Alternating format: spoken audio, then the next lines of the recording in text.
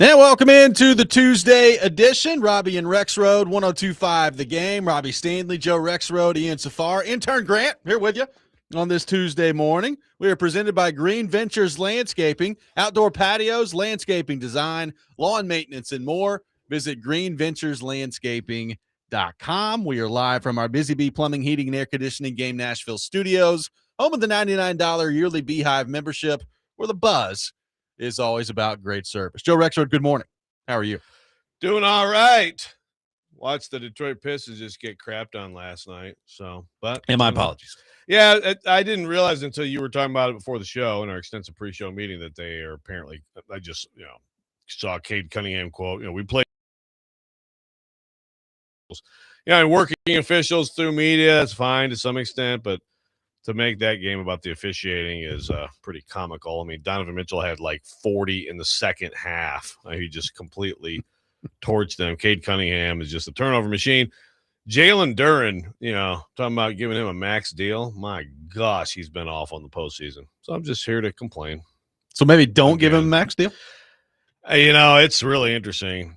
I think, I'll give credit to a younger Rexrode last day.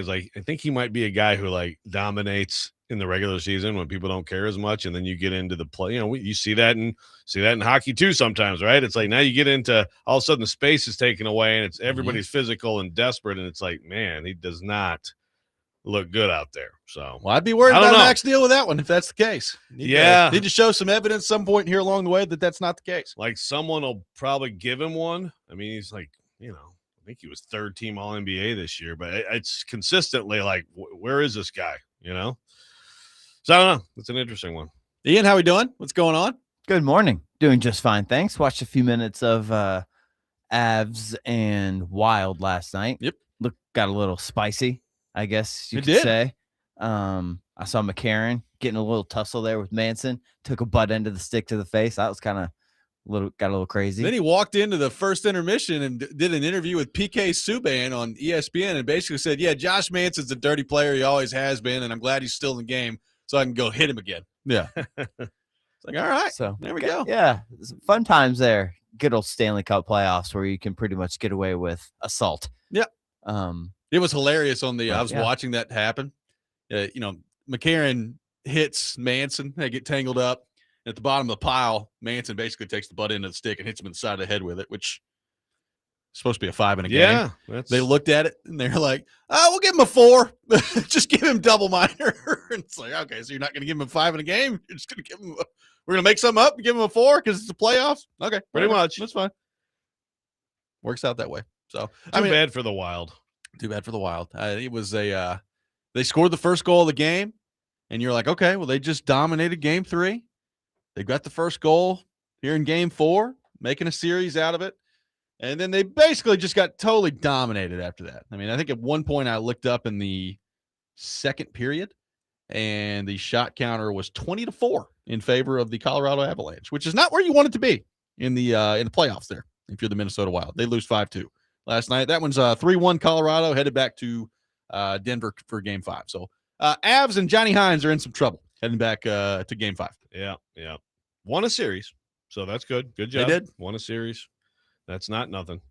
They had lost 9 series in a row, I believe, heading into that. So it's going to be Avs and probably Vegas. Probably Vegas. Probably.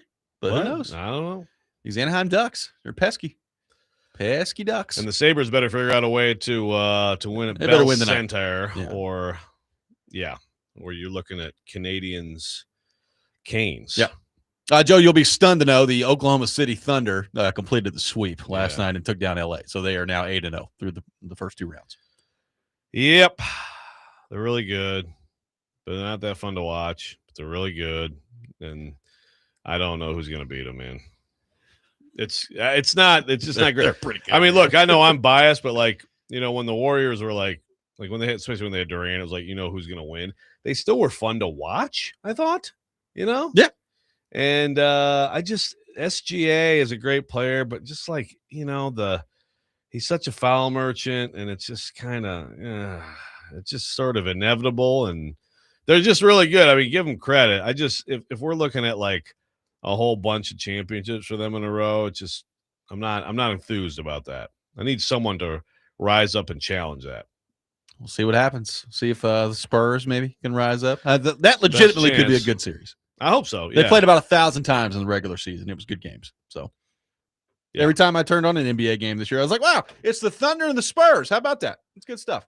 That is true. I feel like I watched that game a lot. It's a lot. And there's some good ones in there. Yeah, So, Spurs. let's hope. Got some wins in there, too. Yeah. So we'll see what happens on that front. Joe, I want to start today. By the way, we're going to get to Adam Vingan a little bit later in the hour, coming up at 6:30. Looking forward to that. Justin Williams from The Athletic will be with us at 8:30 on the program. We got the Rob rant coming up later in the show. A lot of stuff going on the show today. We'll take your thoughts through all of it. 615-737-1025 is our phone number. 615-737-1025.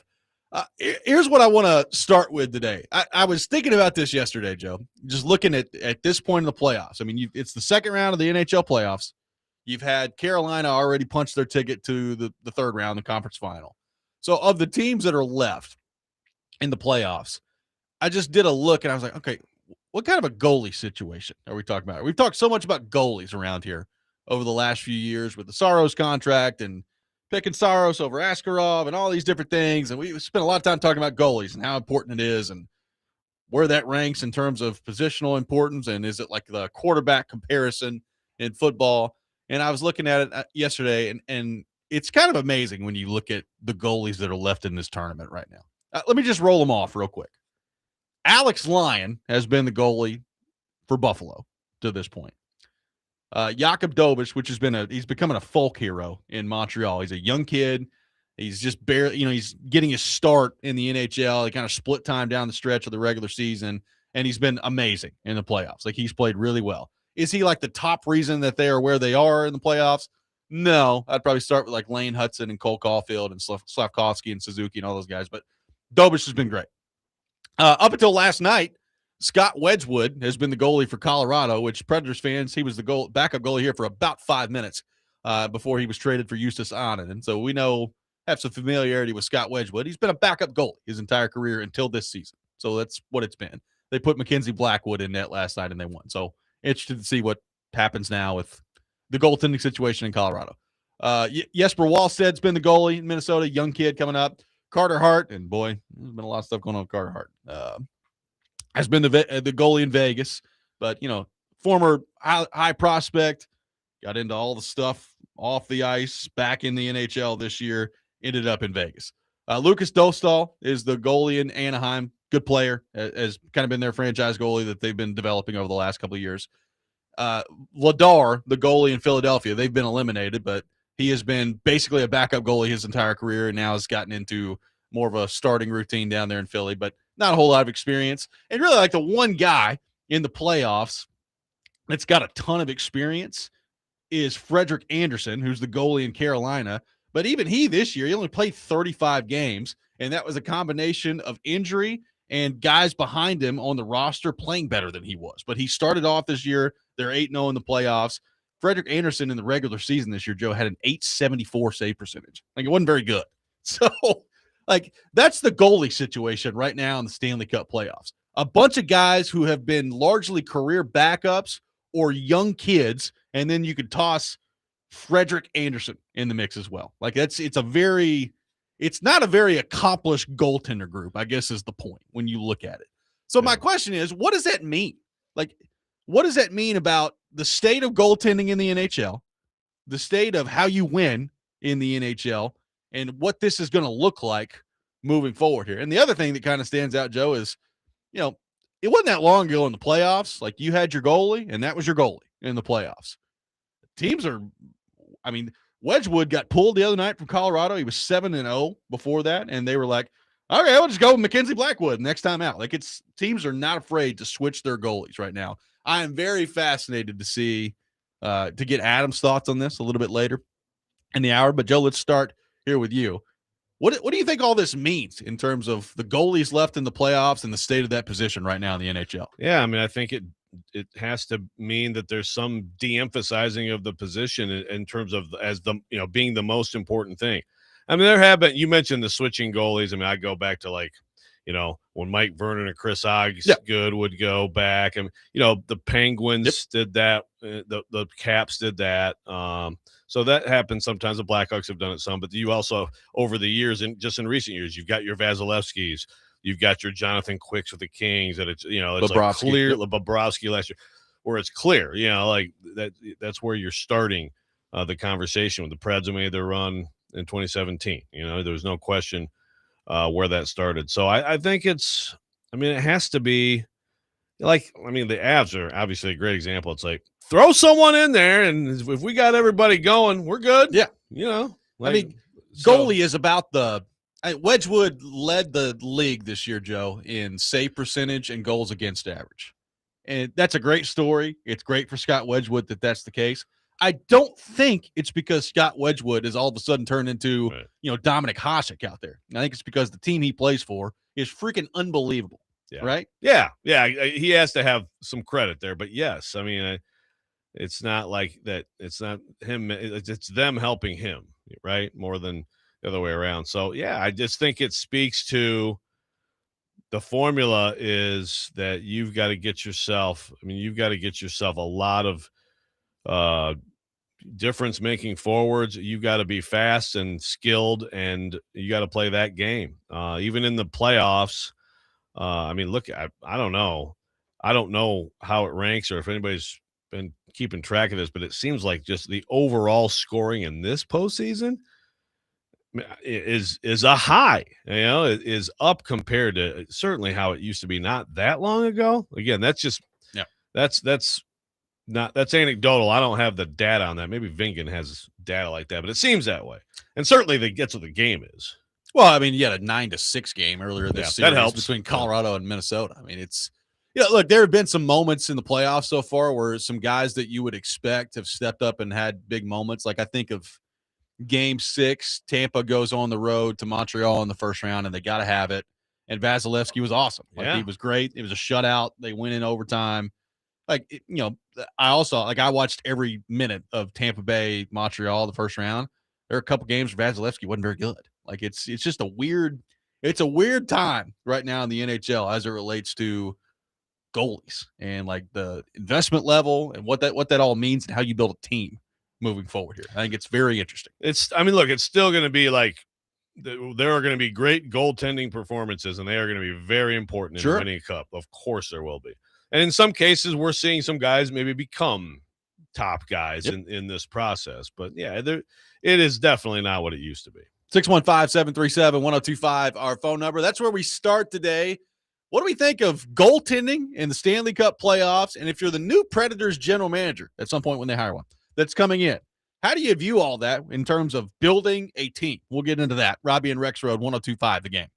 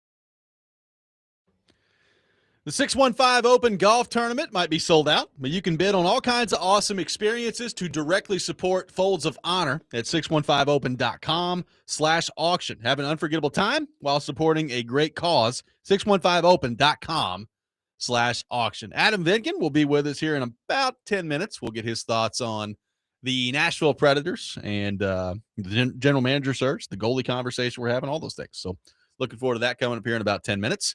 Taking your thoughts at 615-737-1025. So we've thrown out the goalies that are still alive in the Stanley Cup playoffs. It's not exactly a who's who of goaltending in the NHL. A lot of guys who have been career backups, playing big minutes for their teams. A lot of guys who are very young that are kind of making their name for themselves right now in the Stanley Cup playoffs. So what does it all mean in terms of how you build a team moving forward? So in the backdrop of that, Joe, you've got the Predators looking for a new general manager. You have a team that just completed the regular season, and when they had some must-win games down the stretch, their goalie that is signed for the next 7 years was on the bench, and their backup goalie was playing in those games and playing well in those games, but playing in those games. So that's kind of correctly playing in those games. Right. Like, yeah, it's the right choice. That's kind of in the backdrop of all of this. If you're the new general manager, I mean, we can talk about the contract part of this. I mean, the contract is what it is, and frankly, like, I don't think it's necessarily going to be a very easy thing to move if you're a general manager looking at Saros coming into this. I just wonder how you handle this and what this all means, like with the way the league is trending, as to how you try to build your team and your roster. I don't like. It's not like Saros's contract, the number itself, is overly expensive, especially with the cap going up. It's the combination of the contract and the term that is the problem, and has always been the problem with this deal. So if you're a new general manager looking at it, you're looking at it and you're saying, all right, well, the goalie's over 30. You got all these guys that are in the playoffs right now that don't really have anywhere close to Saros's level of accomplishment in this league, that are playing big-time minutes and having big-time performances in the playoffs. You have, in the backdrop of all that, they were in a must-win games last year, and their backup goalie was the one playing in them. Like, it's a very interesting situation for the next general manager to step in and evaluate in terms of, like, what do you do about that position moving forward? Yeah. Nate says if goalie isn't as important as he used to be, maybe Saros is good to have. I still don't know about his height, needed movement as he ages. Well, I mean, you want good goaltending, you right. know? I mean, and obviously it's really important for the Preds' competitiveness in the next few years that he finds a high, rediscovers some level of play, plays better. But yeah, despite the contract is more of a shared situation in order, it may be. I think it might be, and again, maybe I've always, as we go back to maybe the Saros deal isn't a good idea, Barry, maybe not. Again, it's like the height, the age, the need for explosiveness, to play the way he does, to compensate for the lack of height. Then, you worry about that as someone gets into their 30s, maybe a little more than some other goaltenders who get in their 30s. But maybe a cut down of workload would then create higher level of performance in fewer games. Well, and I think this whole thing is interesting because, we've just laid out the goalies that are in the playoffs, and you can make the argument of, okay, well, is the position as important as it used to be?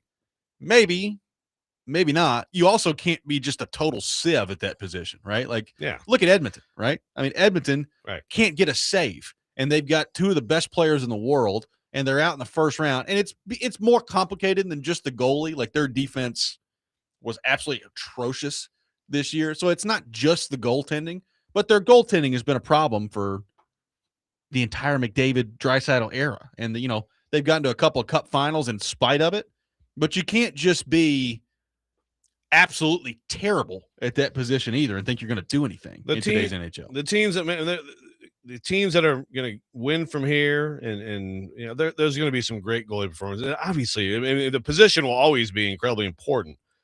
It's just that you can win games in the playoffs 4-3 now more, I think, than like when you had to win them 2-1. And so, Matthew Majolda is like, you got to try to move Saros. I mean, I've always thought, like, man, if you're Edmonton, is that something you think? The problem is, like, how do you sell him right now based on how he's performed? I mean, you talk about the contract, and yes, it's a lot. The term is, but I think a team would consider it if they could make it work, if they were more confident in him playing well. But how are you confident right now? Well, how are you confident right now? And also, like, one of the things that I think if you're pro Saros in this, you can make the argument of, okay, well, he went off to the Olympics and he played well because he had a good team around him and all those things. And that's fine. Like, I can listen to that. But like Edmonton is the example I think everybody's going to bring up. Well, Edmonton's defense is awful.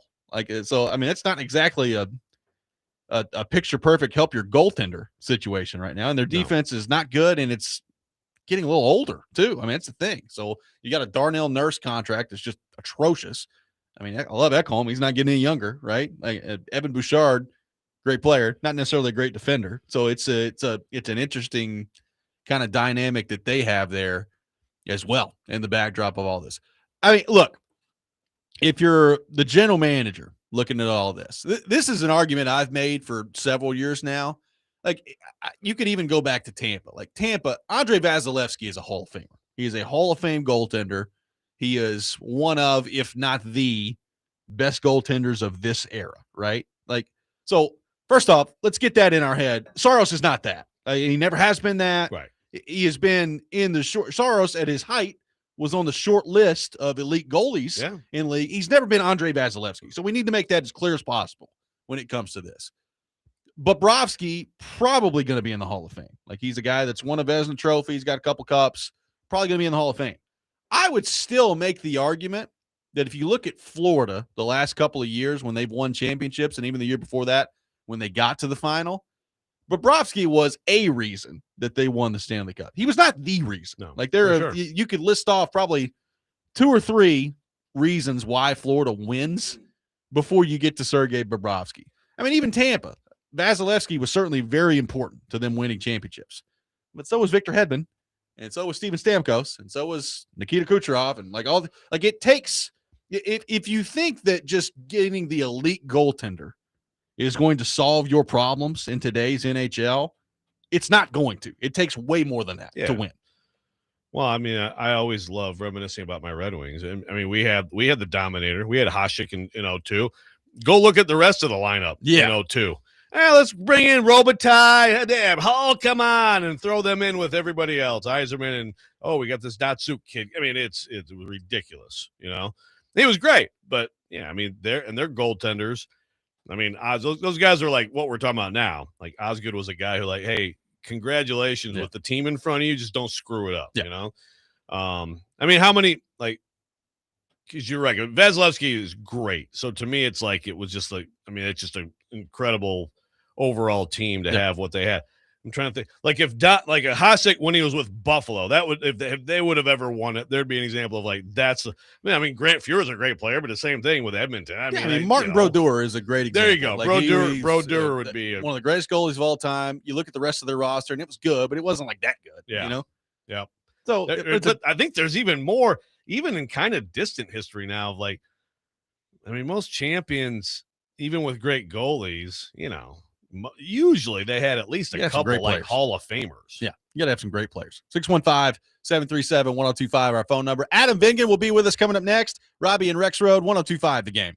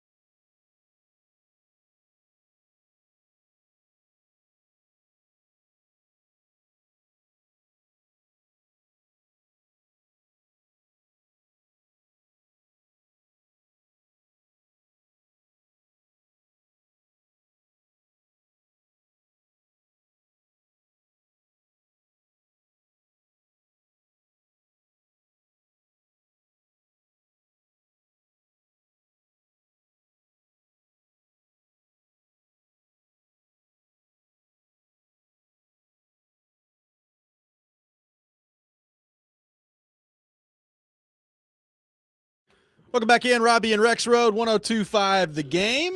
We head to our phone line, driven by WilsonCountyHyundai.com. Welcome in our buddy Adam Vingan to the show from DVD, which you can check out 3 to 6 in the afternoons here on 102.5 The Game. Adam, good morning. How are you? What a pleasure it is to be on my favorite morning radio program. Well, what a pleasure it is to have you on with us this morning, my friend. We're discussing a little hockey here, and I'm curious to get your thoughts on this. We just rattled off the goalies that are in the playoffs right now, and basically it's a bunch of career backups, cast-offs, or young guys who are kind of getting their start right now, and then there's Frederik Andersen tossed in there as well. What does that tell you about the state of goaltending, the state of the league, and how important goaltending is right now, and how you're trying to build your team if you're these general managers kind of moving forward in today's NHL? Yeah, it's a fascinating question. And if you look at the goaltenders, as you mentioned, Robby, who were starting for teams that made the second round, it isn't an impressive list of names. Jakob Dobish is a young rookie in Montreal. Dan Vladar was a career backup before joining the Flyers, so on and so forth. You know, I get the point that if you're the Predators, do you really want to invest this much in UC Saros when goaltenders who are making far less money and who are signed for far fewer years are helping their teams get further than the Predators have in recent years? I get that. I mean, I would still like to have good goaltending if I can get it. To me, when I look at the second round of the Stanley Cup playoffs and the playoffs as a whole, the one thing that stands out to me is how vitally important it is to have a dynamic young core. I emphasize that second word, young core. I was reading in Joe's publication last week, I think it was, that of the 8 teams that made the second round, 4 of them were 4 of the 5 youngest teams in the NHL at the start of the season. Not necessarily in this order: Anaheim, Buffalo, Philadelphia, and Montreal. And you're watching these games, and you're watching the players who are making impacts for these teams. In Anaheim, it's Cutter Gauthier and Jackson Lacombe, among others. In Montreal, it's Uri Slavkovsky and Lane Hudson and Cole Caulfield and Nick Suzuki. And Philadelphia, in Philadelphia, you got young players in that core as well. I'm blanking on some of the names off the top of my head. Sorry, Martone, I'm going to use. Yeah. Yes, Don't forget Porter Martone, baby. You cannot forget Porter Martone. I am wondering at some point. I mean, I screenshotted the 2025 NHL draft picks number 5 and 6 a couple weeks ago. Oh, I noticed. And I'm wondering if that's going to bite the Predators and the you-know-what. But yeah. I digress. Thank you. It's early. I'm going to use that as an excuse for not remembering all of the young players on the Flyers. But my point is, it's so important to have a young, dynamic core. And here's the thing. If you are a Predators fan watching these playoffs, watching the game last night, Colorado and Minnesota, watching the playoffs as a whole, and you think that these Predators are close to truly competing in the NHL, let me tell you, as someone who has terrible eyesight, you need your eyes checked.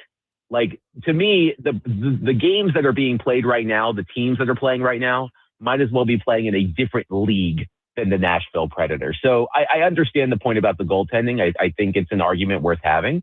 But to me, it's about finding those dynamic young players. I mean, you can look at Utah. Utah didn't make it out of the first round, but the Mammoth gave the Golden Knights all they could handle. They've got Logan Cooley and Dylan Guenther and Clayton Keller. Like, to me, if you're the Predators, I would be deathly afraid of falling even deeper into irrelevancy in the NHL if you don't make a significant pivot in the near future. Okay, well, you say make a pivot. I mean, some of the hope is that some of the, like Brady Martin, is a great player, right? I mean, there are at least some young players in the pipeline right now who could turn out to be a part of a core like that. No. They can be a part of the core for sure, but I'm not sure if any of them are the type of young player who can change the fortunes of the franchise. When Scott Wheeler of The Athletic released his prospect rankings and had the Predators at number 5, we had him on the show. And Willie asked him about the quantity of the top prospects in the Predators pool. And Scott said, with the prospects they have, Brady Martin and Riker Lee and so on and so forth, this team will have a high floor. It will be a competitive team. But without that, we call it the crown jewel on our show. Without the crown jewel, there's a ceiling to how far this team can go. I mean, Matthew Wood, for example, I think we would agree, Robbie. Matthew Wood had a solid rookie season for the Nashville Predators. Yes. Matthew Wood had a better shooting percentage this season than Philip Forsberg has in his NHL career. Yeah. Do we think that Matthew Wood is going to be a better shooter than Philip Forsberg in the long run? I mean, Tanner Jeannot had a 24-goal season, led rookies in goal scoring, and look where Tanner Jeannot is. Tanner Jeannot, he's carved out a role for himself, but Tanner Jeannot has never scored goals the way he scored that first season in Nashville when he came out of obscurity. So I see a prospect pool that will provide you, as Scott Wheeler said, with a high floor. Brady Martin and Riker Lee and Tanner Molendyke and Matthew Wood and Igor Surin, they can be a part of the solution. But until you have that one guy, that Macklin Celebrini type, and Macklin Celebrini is a high bar, but someone along those lines, I think the Predators are kind of going to be what they have been, which is a wild card team. They may or may not make the playoffs. And when they do make the playoffs, they're probably not going to be in the playoffs for very long. Well, in the meantime of all that, Adam, you got to find a general manager at some point along the way here. And you threw out some numbers on Tom Fitzgerald. And look, when Tom Fitzgerald gets brought up, as you're well aware, it immediately turns into oh my goodness, please hire somebody not connected to the Nashville Predators conversation. And that's a conversation worth having. All that's fine. I mean, I'm aboard that train. Right, so. For sure. And that's a fine position to have. My hesitation on him has always kind of been more in the line of, I wasn't overly impressed by what he did in New Jersey, right? Like, so you threw out some numbers yesterday on your show, kind of highlighting his tenure in New Jersey. If that's the way the Predators go here, and we'll see whether or not Fitzgerald ends up being the guy, but if it is, what do you like about it, and what do you maybe question about that, even beyond like the Predators connection stuff, if you're a fan trying to evaluate the job he did in New Jersey as general manager? See, I am only able to go off of what I was able to research. I as someone who doesn't follow the Devils every day, I don't have the necessary context and nuance to talk about his overall tenure. But I will say this, shameless plug. Greg Wyshynski of ESPN will be on our program today at 4:00.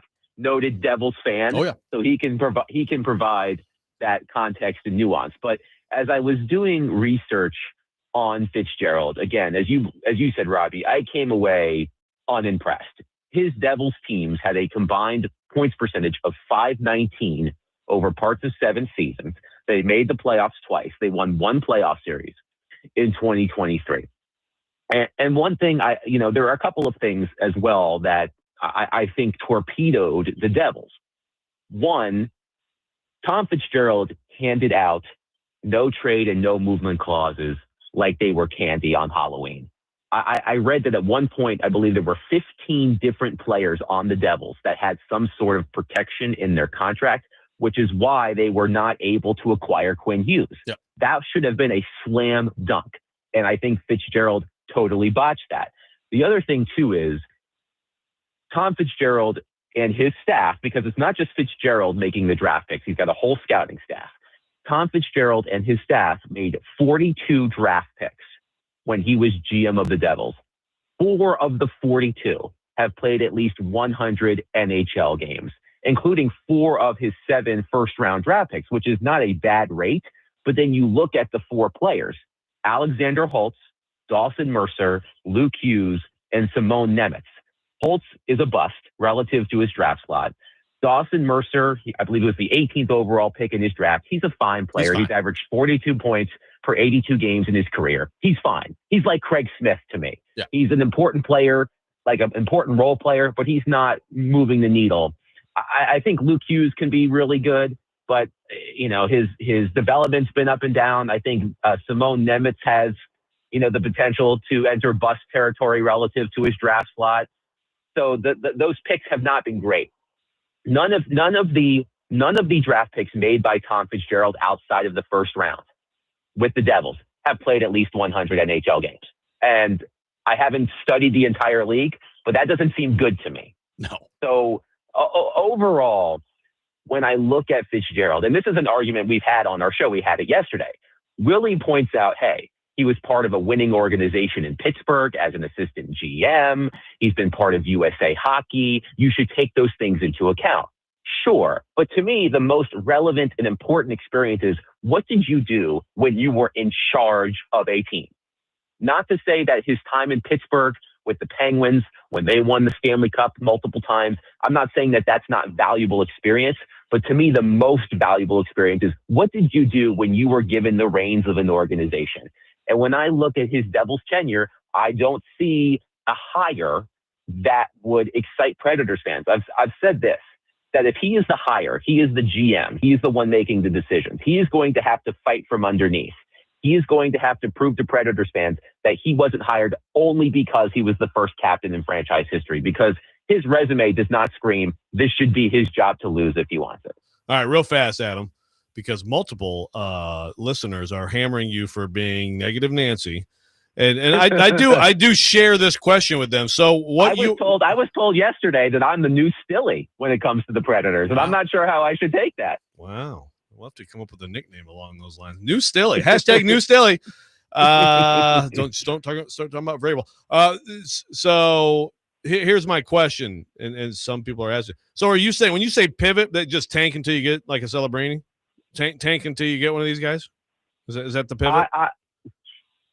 I don't like to use the word tank. I think it's a naughty word. Okay, I think it's a naughty word. I do.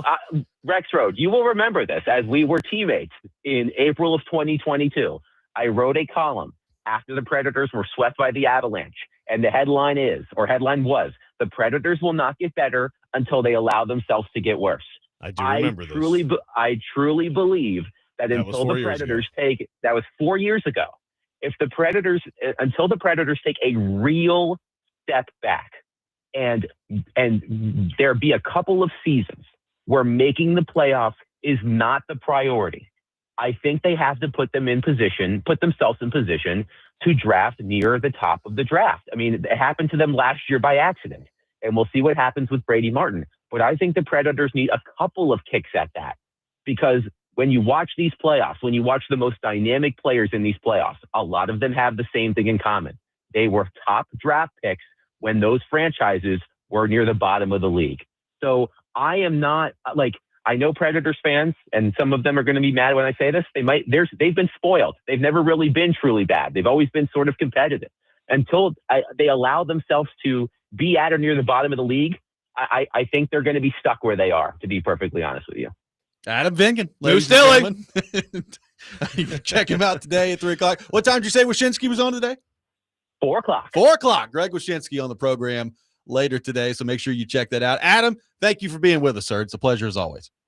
All right, guys. I look forward to listening to all of the listeners badmouth me now that I'm not on the phone. Well, the chat's open for you. We'll see what happens. If you need to respond. That's right. Adam Vingan. Okay, I will. Our guest here on the program. I know. We'll react to what Adam had to say coming up next. Robby and Rexrode 102.5 The Game.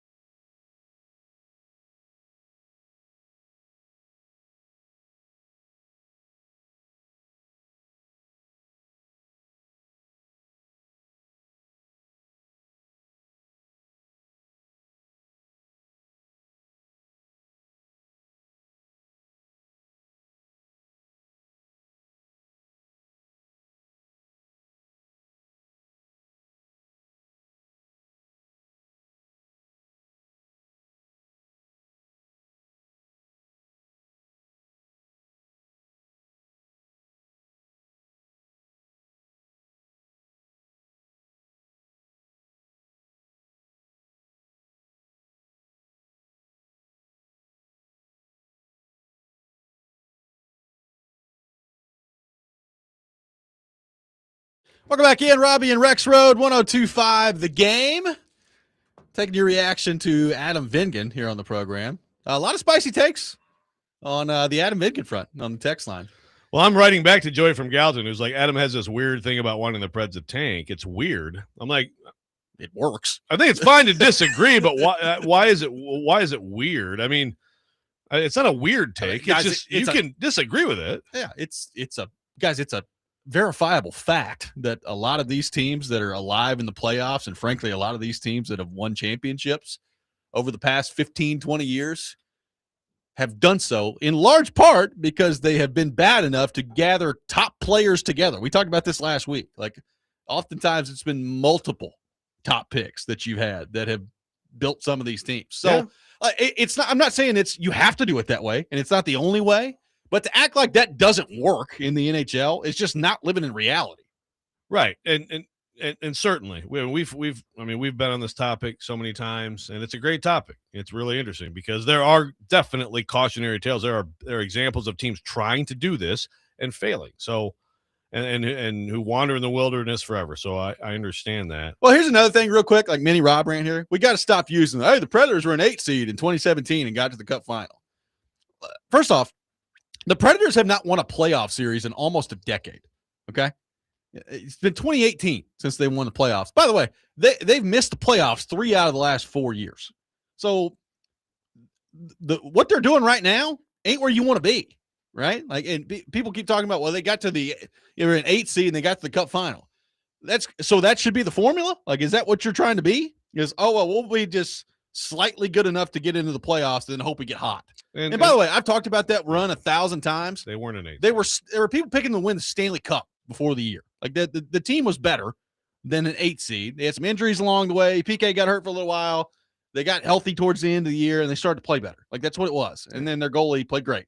So to act like that was like your traditional, it's the same thing with Florida. Like, Florida got to the Cup final as an 8 seed. And they had won the President's Trophy the year before that. Right, they were hurt throughout the year. They ended up being an 8 seed. And then we saw what they were. They got to the Cup final, and then they won 2 straight after that. It's not a normal 8 seed. Yeah. You think about the other sports. I think it's probably as much, but I think more in hockey than anything. Probably basketball would be the most comparable in terms of, like, there is tanking. There are times when, like, there's a clear top player, top couple players that happens. Football is all over the place. Football, you can go sign people. There's a lot of player movement, and you just like the top of the draft is not any kind of guarantee. Baseball's a little different too. Hockey is just, and it's not every year, but if you're at the top of the draft, and that is, you look around the league, there's a pretty high hit rate of those top 1, sometimes 2 or 3, whatever it is. Pretty high hit rate of those guys working out in the league. They're at a little different tier. That's just how the sport is. So I agree with Adam on, like, and again, 4 years ago, you go back 4 years. What if they had taken a different approach? What would things look like now? But they didn't. And it is, though, it's still like you really have to, I think that your plan probably would potentially feed into that, which is just give spots to young guys, see how it goes. You have some veterans you're paying. They're going to play. They're good, right? So, you may not be as bad as I guess New Stilly hopes you are. Yeah. But, but I do think there's something to, trying to get to the top of the draft. It's just, at some point, is that what do they need to, like, have a stated, like, we are not looking to be in the playoffs? Well, I don't know. That just depends on, it depends on what it looks like with these young guys over the next couple of years. I'm hopeful out of this group that they've got of Martin and Surin and Wood and all these guys that you're going to find, 2 or 3 guys that are franchise type players. They don't all have to be Macklin Celebrini, but can you find some foundational building blocks? Well, if you can, then great. You're starting to cook with something a little bit. If they're all just like, secondary players that are good players but are not drivers, well, you're going to be in the same spot that you are now, which is about right in the middle that's sometimes good enough to make the playoffs, sometimes not good enough to make the playoffs, but the likelihood of winning a championship that way is just extremely low. And last time I checked, that's why we're playing the sport, is to win a championship, right? So, yes, again, there's not one set path to get there, but there's a path that you look back over the course of the last 20-something years, it's pretty darn consistent, man. You find top players at the top of the draft and you build your team around them, and you win championships. That's what it is. Yeah, like Mark H and New Stilly are going at each other in the. I'm just gonna start calling him New Stilly in the text line, but Mark's trying to throw the Sharks out. Like, well, what are they? What are they? Dude, believe me, Mark. Celebrini and these guys, and now they got the 2 pick. Like, you're going to be talking about the Sharks deep in the playoffs in years to come. We are now seeing Anaheim, right? Finally, and look, some of it's taking way too long, and I get it. And if it got to that, there'd be a lot of complaining about that around here for people who do like seeing a competitive team and getting playoffs more often than not. But like those teams it is working for them. Well, it doesn't have to take that long, though. That's been my point this whole time. If you're a competent organization, and I would assume people think the Predators are, you don't have to be bad at your rebuild, right? Like there is, like I threw out Montreal. Montreal was in the Stanley Cup final 5 years ago, went through a rebuild, and now may get back there this year. That's how quick they've done it. So, and they got a great young core that's going to be back. That's going to be good for a long time.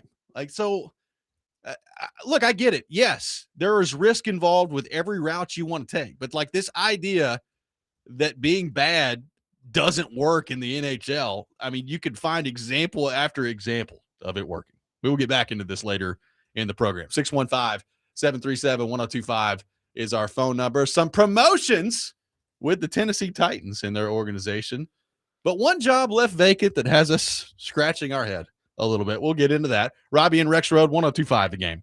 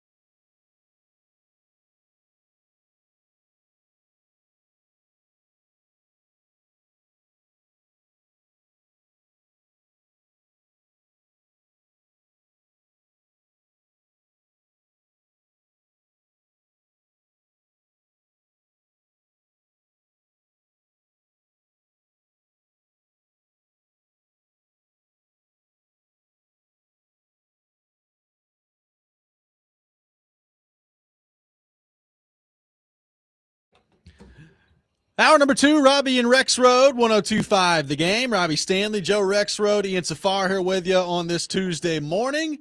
We are presented by Green Ventures Landscaping. Property managers, if you manage it, they maintain it. Visit greenventureslandscaping.com. We are live from our Busy Bee Plumbing, Heating, and Air Conditioning Game Nashville studios, home of the $99 yearly Beehive membership where the buzz is always about great service. Taking your thoughts at 615-737-1025. A lot of spirited discussion on the Nashville Predators and the idea of a rebuild, which it feels like we've been talking about for 5 years.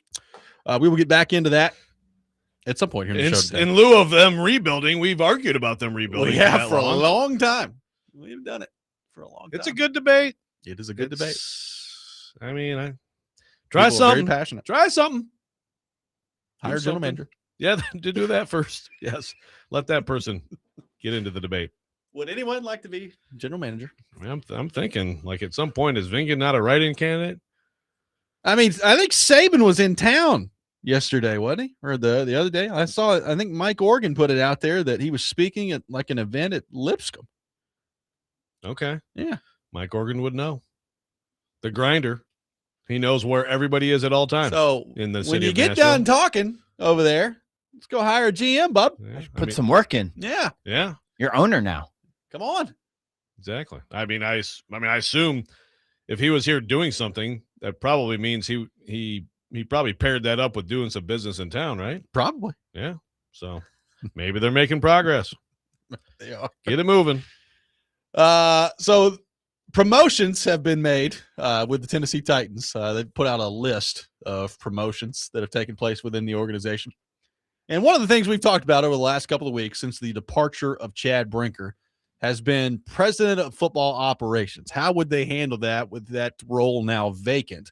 Would they go out, have a serious search to try to fill that role? That very important role. That very important role that they have talked about over the last couple of years, and how, the general manager position in today's day and age in the NFL is too big of a job for one person to do. Or would they not do that? Would they basically act like that just doesn't exist anymore, and Mike Borgonzi goes back to the traditional setup, and you're left wondering as a Titans fan, so what did that all mean? Was that just some big sham over the last couple of years? Well, look, I guess, Joe, I have to leave some room for maybe they're just really preparing for this search, right? Like they're really kind of doing some due diligence here before they begin a search for a president of football operations. They're job. Interviewing search firms to start the search. That could be. That could be what's going on. But there's no word of any search. That job hasn't been filled. We talked about Bryce Wasserman. He moved from chief of staff in the football administration department to now he's got a new title. Football counsel / head of research is now his title in the organization. So that is not president of football operations, but it is a promotion for Bryce Wasserman. He's a lawyer and the librarian. I guess so. That's actually pretty impressive. So I'm left until proven otherwise, Joe, coming away from this saying, all right, so they're not hiring a president of football operations now that Chad Brinker has vacated the organization, and they've gone back to the traditional setup with Mike Borgonzi as general manager handling all of it, which just means this whole thing was just a load of crap the last couple of years. Joe, your thoughts on what the Titans have done? Yeah, it's just I don't even know. I don't even know what to say. I'm not surprised. Like you said, we should allow a little bit of room, but like, how is there no search, no nothing going on? I mean, it would be somewhat shocking at this point if they actually all of a sudden introduce some big name, or not a big name, but just a significant person that's laid to take this significant job. Kaharski writes at his site about this that, well, first of all, the history, right? Brinker was assistant GM. He gets the president of football operations gig at the start of 24. The Titans made this big deal. It's, Carthon needs to have that narrow focus just on the roster. And then Brinker is doing all these, and he's ahead of Carthon. He's above Carthon technically. And he's got to focus on all these other things, analytics and salary cap and, whatever, the sprinklers and the cameras and make sure that the liquid soap in the bathroom, we could use them over here sometimes.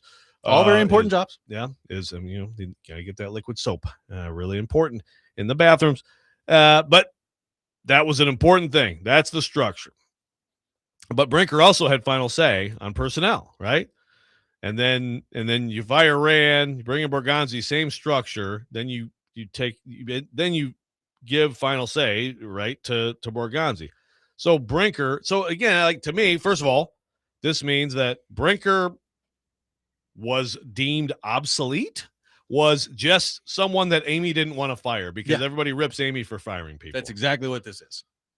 Now, as PK writes, he says, quote, if they do not replace Brinker in some meaningful way, it will raise the question of whether the setup was more about compensating for Carthon's shortcomings than a philosophical commitment to dividing responsibilities, end quote. And I mean, I think that's also a way to look at it. I mean, I think both of those things can be true. But again, so you start with that, and that may have been the driving force behind the move. But I also think the move was because Brinker was in favor, right? She had come into favor with Amy. Yeah. I mean, it tells me a few different things. If this is the way it goes, and again, leaving some room here for, I guess, some maneuverability down the stretch. But, like, I mean, let's be honest. I feel like if, Brinker clearly, when he left the organization, like, the timing of the week after the draft was on purpose, right? Like, they did it that way for a reason. If they were going through some search, that would have started by now. Like, unless you're just, I don't know what you'd be taking your time for, right? Like, if you're going to hire another president of football operations and the job is as important as you've claimed that it is over the last couple of years, well, you'd probably want to get a start on that and get it filled, right? Like, and this is the time of the year to do it. So it doesn't look like they're doing that. And again, frankly, on the surface, I don't care. That's fine. Like, I'm okay with the traditional GM head coach setup, that the way that they're going here.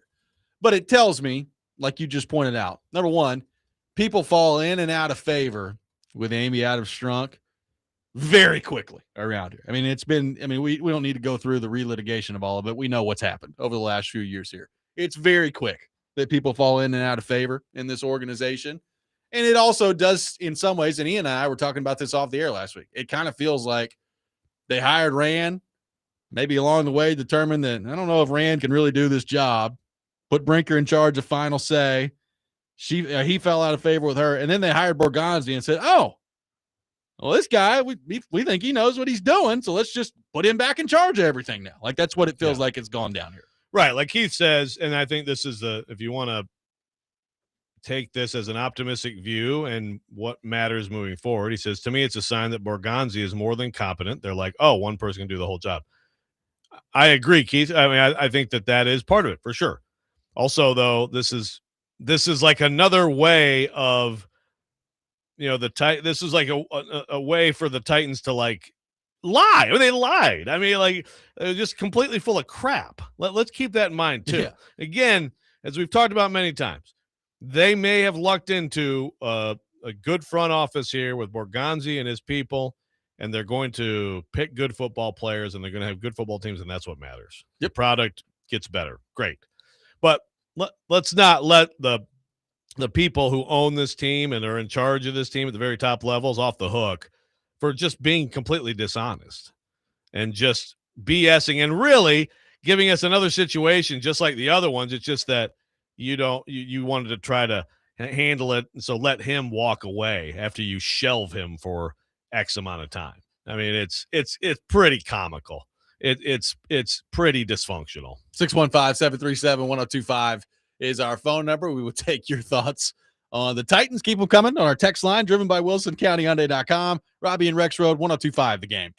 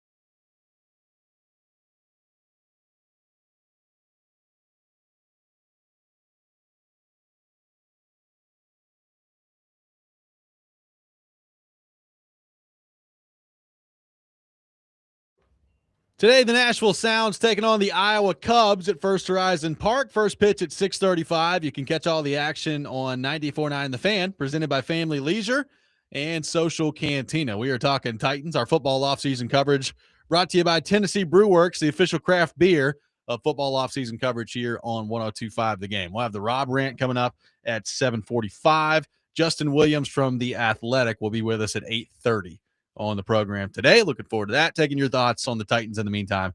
615-737-1025. Ethan from Lawrenceburg says, I think it's simple. Rand's gone. The babysitter was no longer needed. That's fine. Yeah, that's the first part. That's the first part of That's it. what Karski's focusing on. But there's more to it. There's the whole Brinker thing too. Who got paid a lot of money, got the big title, got the big responsibility. Well, again, it goes back to after Rand was gone. They screamed for weeks about how important this was, right? Like how important this job is, and how it's at the time it's 2024 in the National Football League. Like you just can't do it the way you used to do it in the NFL. And now all of a sudden analytics and all this. There's all these things you got to handle. Like you can't have the traditional GM setup anymore. And now it's like, oh, wait a minute, yeah, you can.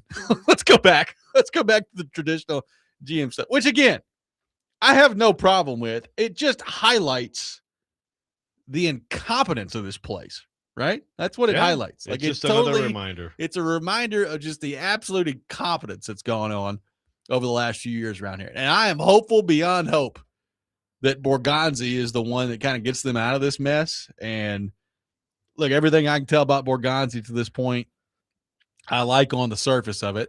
We're going to find out. It's going to come down to, did he pick good players, right? And ultimately that's what's important. But I'm hopeful that he is, because the more, if you've learned anything as a Titans fan over the last few years, I think this is the prevailing takeaway.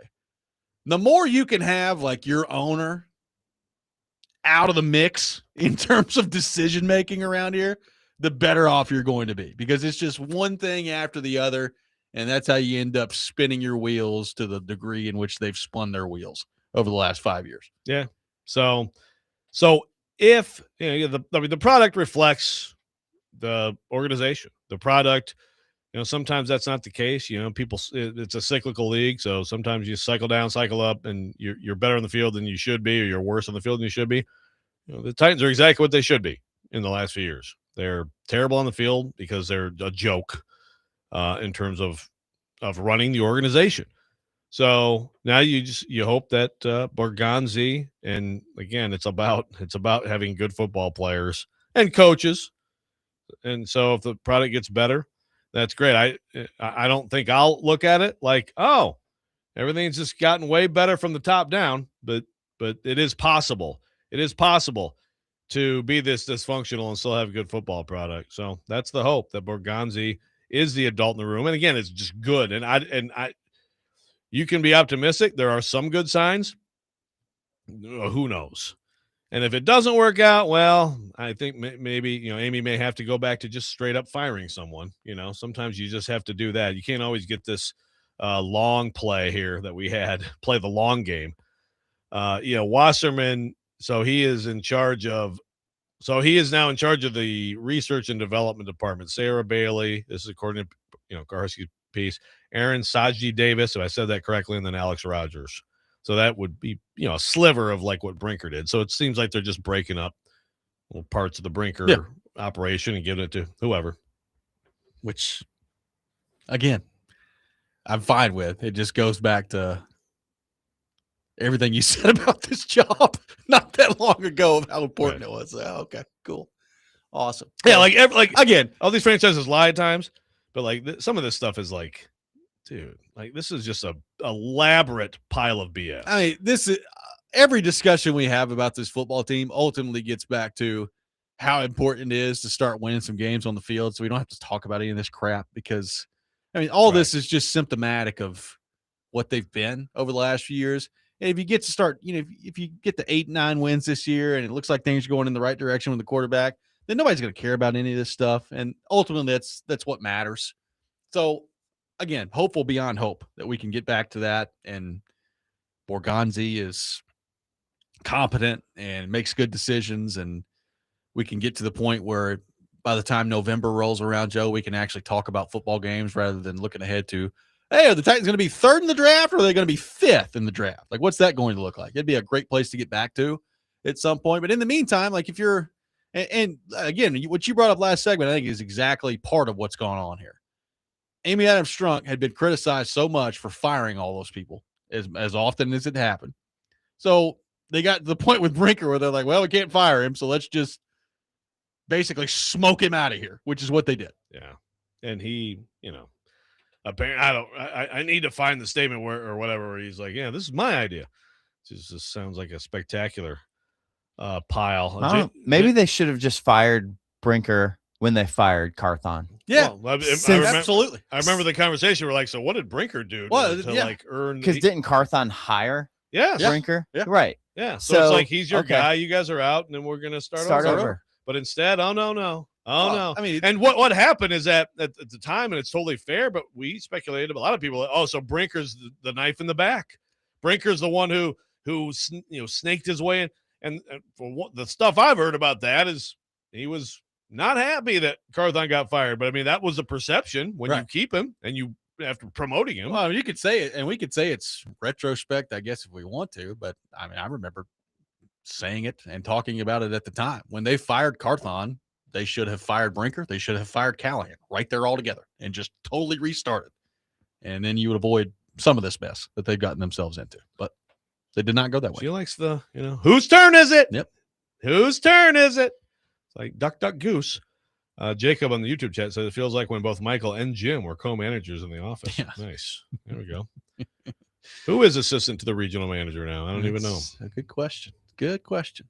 I mean, again, Borgonzi seems like he knows what he's doing. But ultimately, it's like if Cam Ward's not franchise quarterback, and if you look at Carnell Tate and you're like, yeah, he's okay, but probably not the way you should have gone at 4. Well, it's not going to last very long with him either, right? Like you got to. Right. Like you can come off smart and have some other good picks, but if your big picks are bad, then it's going to be a problem. You'll get fired.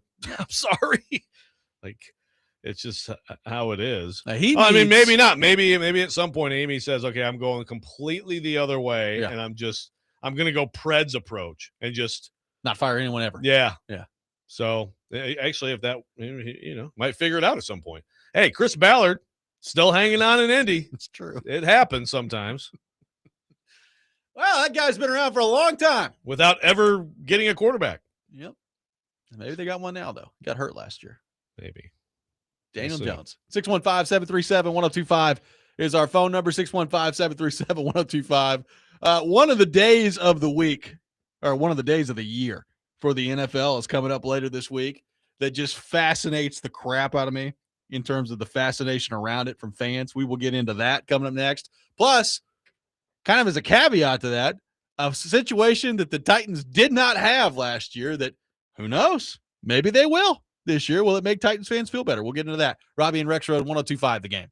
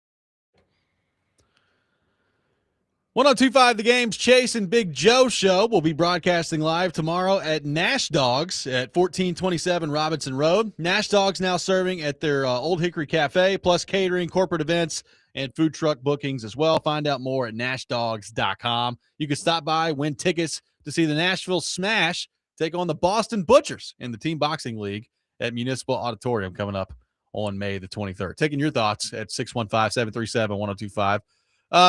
It is one of the most fascinating weeks of the year for me in terms of NFL fandom, Joe. The schedule coming out later this week, which, as we've discussed on previous iterations of the show, you already know the opponents. So you know who you are playing both at home and on the road if you're a fan out there of your team. So that's great.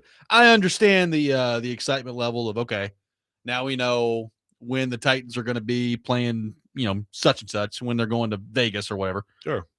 And now you can plan your trip around. Yeah, that's fine. Yeah. Like, I understand the fascination with that and the excitement level on that. But I mean, it was just like they just put it up on the local news here. It's like the Titans schedule's coming out later this week. It's like, oh, gee, great, that's awesome. The schedule in May. So a lot of attention, and I think it's a reminder of how dominant the NFL is in our sports culture. Tip your cap here the NFL in this country. One thing the Titans did not have last year, Joe, was a primetime game. They were all Sunday afternoon games. No Thursday night last year, no Monday night, no Sunday night, nothing for the Tennessee Titans a year ago. Do we feel like this year, after another 3-14 season, that will be any different? Should the Titans just get used to playing on Sundays at noon? Is that their future for the next couple of years? How do we feel about that part of the schedule? Will the Titans get any primetime games? Do you care? And will it make Titans fans feel any better about the state of their franchise right now? I think fans get very into it, and this feeds into the NFL hates the Titans, or the NFL hates the Jags, or whatever. I think it feeds into that. When you don't get one of those, I'll be surprised, because it's the combination of it's a combination of bad football and also just smaller market and young fan base. I mean, they're just the Titans just don't move the needle like a lot of these other franchises in the NFL. Some of that is just, again, it's a time thing, and some of it is just a market thing. There is the Cam Ward factor, which you could make the case when you have a young quarterback. Does that, convince anyone? Okay, give them a Sunday night game or something. But I'll be pretty freaking surprised if they get a Sunday or Monday. I mean, a Thursday would be, I guess, nice, even though. I mean, I was surprised last year that they themselves probably wouldn't want one, but I know it was, I know it was a year last year where they were also coming off a 3-14 season, but I was surprised they didn't get like a Monday night football game, just from the standpoint of they did have the number 1 overall pick quarterback. Like, I was surprised it didn't play out that way. It's not like the schedule came out before the draft. Like, they make the schedule. So I was surprised last year they didn't get one Monday night game, right? So could they get one this year? Like, the thing is, it's not like Cam Ward played to a level last year where the NFL is going to be like, yeah, we got to put that guy on national TV all the time. Like, right. He's got to be, the Titans are going to go from nothing to like Mahomes, where they're playing on national TV every week, right? Like, it's not that. So if you force me to guess, I mean, I'll be surprised if they get one as well. Yeah. Yeah, Cam didn't acquit himself to the point where it's like, this guy's got to be and even it's like you draft a receiver at 4. Sometimes that guy is, I mean, like a Jamar Chase or something. It's like, ooh. But I mean, Cardinal Tate is, I think he could be a good player, but he's not one of those, must-see TV rookie receiver coming in. So, yeah. I'll be quite surprised. Brian says, nope, they suck. Primetime is for good teams. Well, that's fine. I guarantee the Raiders are going to get some primetime games this year. I mean, and they just had number 1 pick. I mean, I'm confident they will get some primetime games this year. And then we'll go back to again. So why a year ago with Cam Ward, he was great at Miami. Why? No, we didn't even talk about him when he got drafted. Oh, and some of talked about the Jags and their stupid trade. Some of it's the franchise, right? Like, I mean, they're the Cowboys. At some point, will be the worst team in the NFL. They'll get the number 1 pick. They're still going to get a lot of primetime games because it's the Cowboys, right? Like, everybody knows that. So yeah, that's part of this too. Is fan base? It's not matters. a huge fan base, and it's not a very exciting team. So that combination is not great for the Titans. But to the point of it, just like primetime games are not for bad teams. It's like, well, there are some bad teams that are going to have some primetime games this year. I mean, we just found out yesterday that the first Sunday night football game of the year, the New York Giants are going to be in there. They're not exactly juggernauts out there. Right. Exactly. Yeah. You can be bad with a massive fan base and you can get these games.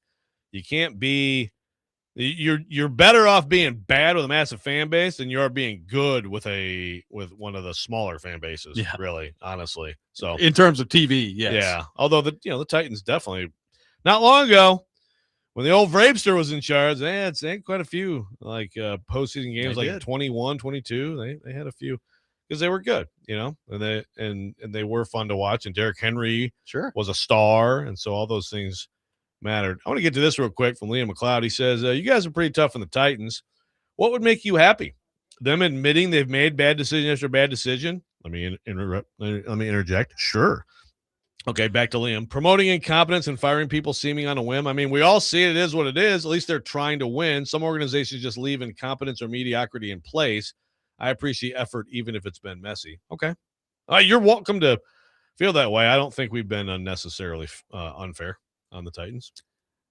If people want to stop talking bad about the Titans, wins football games. Yeah, it's as simple as that. Yeah, we're talking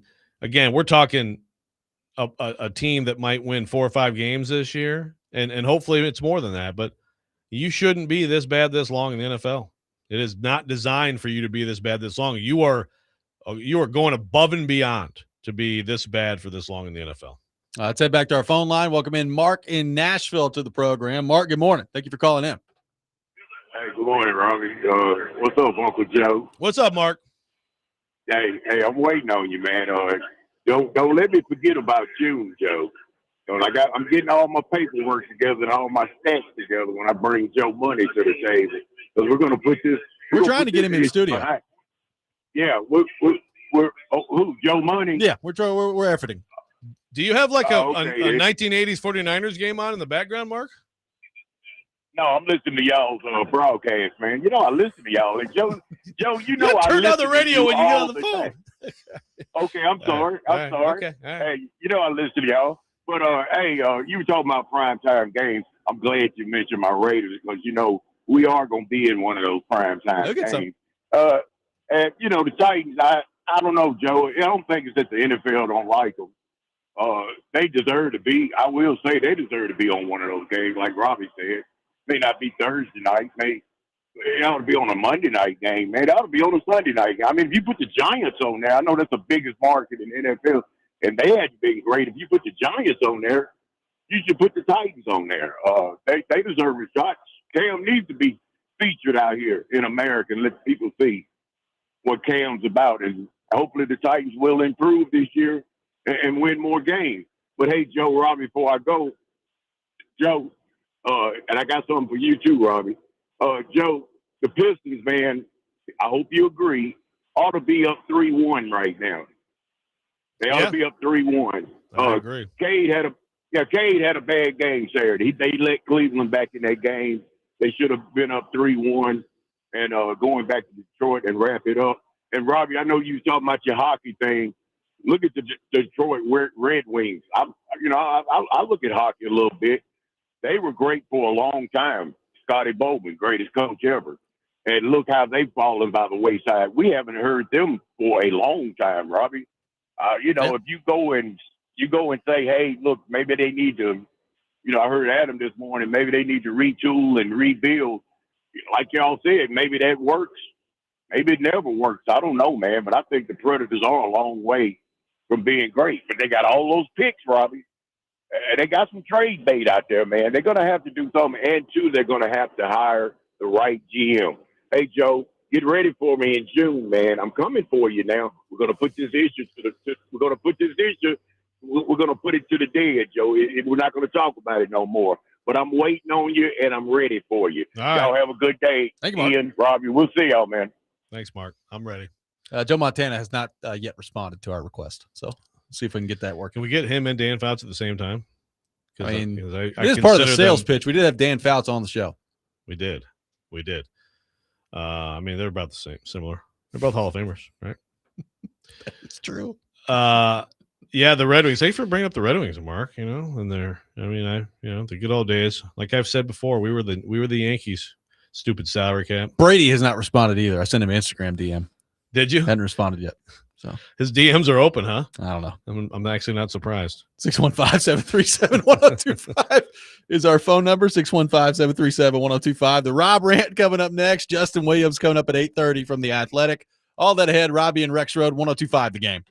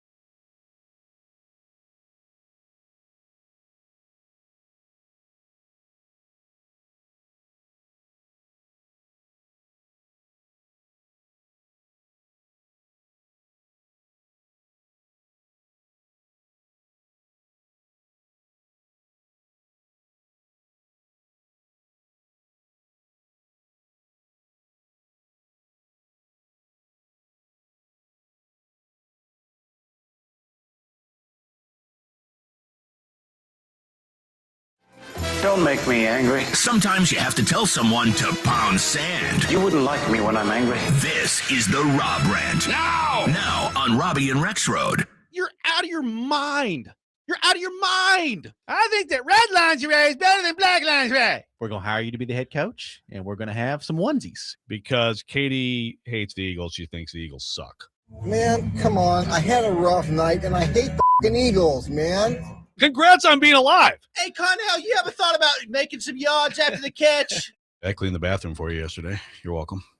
And it was no easy task. It's more like a golden shower. That is the dumbest thing I've ever heard in my life. Get off the phone.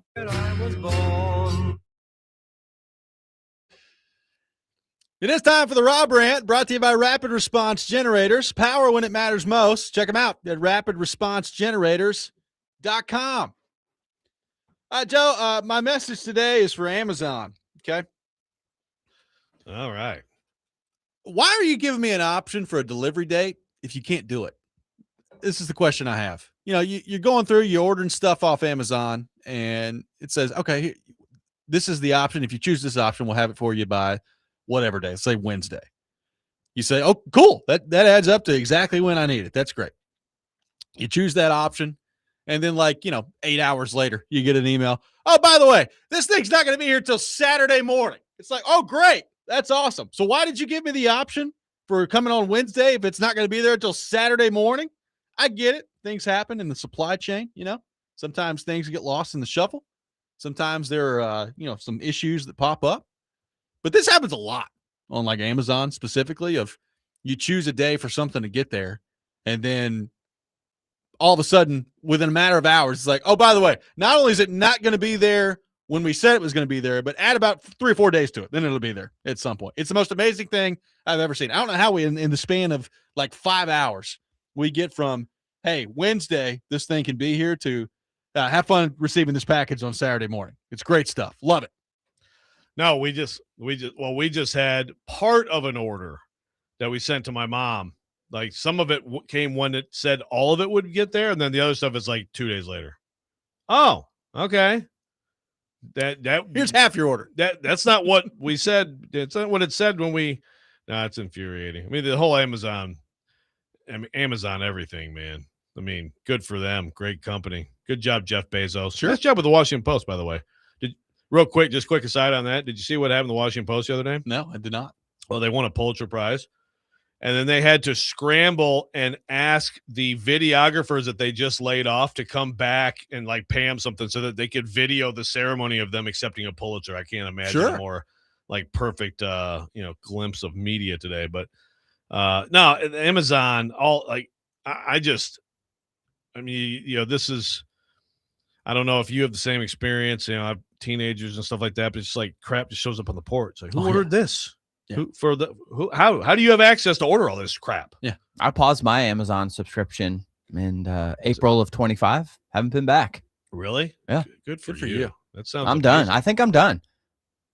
I don't miss it at all. Yeah, it's all the stuff on there is really low quality. And it's terrible. It breaks all the time. It doesn't work right. It's not good, and I don't miss it. Another part of this is I don't know if I talked about this, but we went to Michigan and went to this mall that we always, the mall that we always, right by where we used to live. Next to the meth lab. It's not far from the meth lab. And it was half the stores are shuttered, and it's just depressing as hell. It's go out and shop for things. Go now and then. Go do things and see people and talk to them and then get your stuff from them. It is amazing. And I've talked about this before with going back and looking at go back and watch a Titans, how the NFL Films used to put out those end of season videos for all the teams. Go back and watch one of those from 99, 2000, 2001 and just look at the crowd. It's stunning to go back and look on because it's oh yeah, we didn't used to all be on our phones all the time. We did stand up and cheer, and rather than stand up and just start recording things all the time, and it's just completely different. It's just every now and then I'll stumble across videos from somebody's handheld recorder from 1998. Yeah. And it's wow, look at this mall out there. There's all these people in there and all these stores. And look, I mean, I will be the first one to admit every now and then it's pretty nice to be able to hop on Amazon and be like, hey, I need something. Sure. And it does show up on time and it's there the next day. Like, it's pretty great to be able to have that. But number one, it doesn't always work out that way. Like Trevor's saying, I'll get a delivery date. It'll come a day late. Then last Friday, I ordered something at noon. It was delivered within 4 hours. I don't get it. Yeah, I don't understand that either. But it's not necessarily reliable in that way. But it is just, it's not that long ago where our world was totally different in multiple ways. But to the point of your rant, it's like you're Amazon, you run half the world. Yeah. Can you not be competent enough to just don't offer up dates that are not going to happen? That you can't fulfill. Yeah. I mean, that's kind of dishonest, isn't it? Yes. Do you need to be dishonest if you're Amazon? And again, like I've got a little bit of grace sometimes. You know, it's, you say something's going to be there at 1 o'clock and it doesn't show up till 5 o'clock, whatever. That's fine. I can handle that. But when you tell me something's going to be there on a Wednesday and it doesn't show up till Saturday, and that's the option you've given me, that's not cool, man. No. Don't like that. No, it's very much not cool. Jess in the YouTube chat, my small town has a Radio Shack, and yesterday I ordered some 8mm tapes over the phone. There we go. Now, that's the type of old school action we're looking for. That's what I'm talking about. Radio Shack. I didn't think those were still open. I didn't either. Yeah, I haven't been to one in a long time. It's like there's some businesses are like, yeah. I used to go to Kinko's a lot, man. Good old Kinko's. But Kinko's was bought by who? Someone bought Kinko's, and it's still kind. So maybe the FedEx FedEx did. I think FedEx did. There you go. Thank you.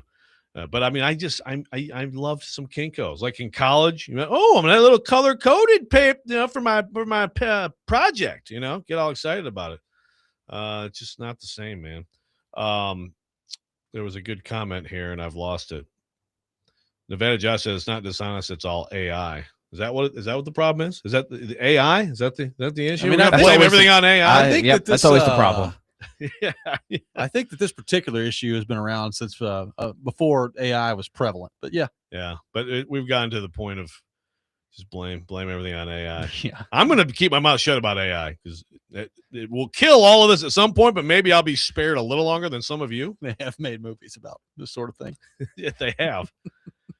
Remember Office Depot? John Connor. Does still exist? Kill John Connor. What's that? Does Office Depot still exist? I think it does. I don't know. Not sure. There's the one closed in Cool Springs, I'm pretty sure. Okay. It's funny because some of these places like declare bankruptcy, but they don't totally disappear. Like, did you guys ever used to eat at Boston Market? You ever eat at Boston Market? Yes. In Ohio, they had them in Cleveland a lot. Yeah, there was one in Michigan. I freaking love it. Like we used to get meatloaf and mashed potatoes. Rotisserie chicken, something like that. Yeah, we get from there. But when they mostly die, but then every once in a while you just find like some random sad Boston Market somewhere. Yeah. And if I do, I will go to the Boston Market. I used to enjoy the Piccadilly in Madison, little buffet place. I don't know if it's still, does Piccadilly still exist anywhere? I don't think so. We used to do Ponderosa. Ponderosa? Oh man. That's in your That was like the height of steak when I was like 4. I thought that was like the greatest steak. We used to love Ponderosa. My parents hated it. Cheesecake. But we wanted to go. So sometimes they would take us. Dude, I would have eaten a Ponderosa every day when I was like in kindergarten. Yeah, exactly. It's in elementary school. Yeah. You guys ever heard of Bill Knapp's? No. I think maybe that's just a Michigan thing, but it's like this interesting restaurant. You can get like these kids meals, but the big thing is you get this whole chocolate cake if you go in on your birthday. It was like a chocolate cake. Bill Knapp's was founded in Battle Creek, Michigan. Okay, well that's where I was born, so I guess that's why I know Bill Knapp so well. We took my nanny, my great grandma, every year for her birthday to Bill Knapp's. Got a big chocolate cake. Yeah, what did we have? Friendlies, Bob Evans. Those were similar big type place. Kind of stuff there. Yeah. I didn't know. I did not know that Bill Knapp's was just totally a Battle Creek thing. Yeah, 1948, founded in Battle Creek, Michigan. Again, this is all according to AI, which we just assumed it was worldwide. Yeah. Should have been worldwide. Over 60 locations across Michigan, Ohio, Florida, and Illinois, and Indiana. Oh, okay. They all closed in 2002. God, really? That sucks. I miss you, Bill Knapp's, but obviously not that much. It's been 23 years, and I haven't been back. What was that pizza place that was all over, like, Pigeon Forge and everywhere? We had some around here. It was Mr. Gaddy's. Remember that? You ever been to Mr. Gaddy's? I've been to Mr. Gaddy's. They used to have one in Franklin, and I've been to a Gaddyland in Murray, Kentucky. Okay, yeah. Gaddyland, baby. Murray, Kentucky. Here we go. Wow. I don't know that one. My dad says he's so old he remembers when Ponderosa was called Bonanza. There you go. Bonanza. Really? Yeah. Yeah. I'm about similar age to him, but apparently he's older than me. Congrats to you, Scott. 615-737-1025 is our phone number. We will get back into our hockey discussion coming up next. Justin Williams from The Athletic at 8:30. All that ahead. Robby and Rexrode, 1025 The Game.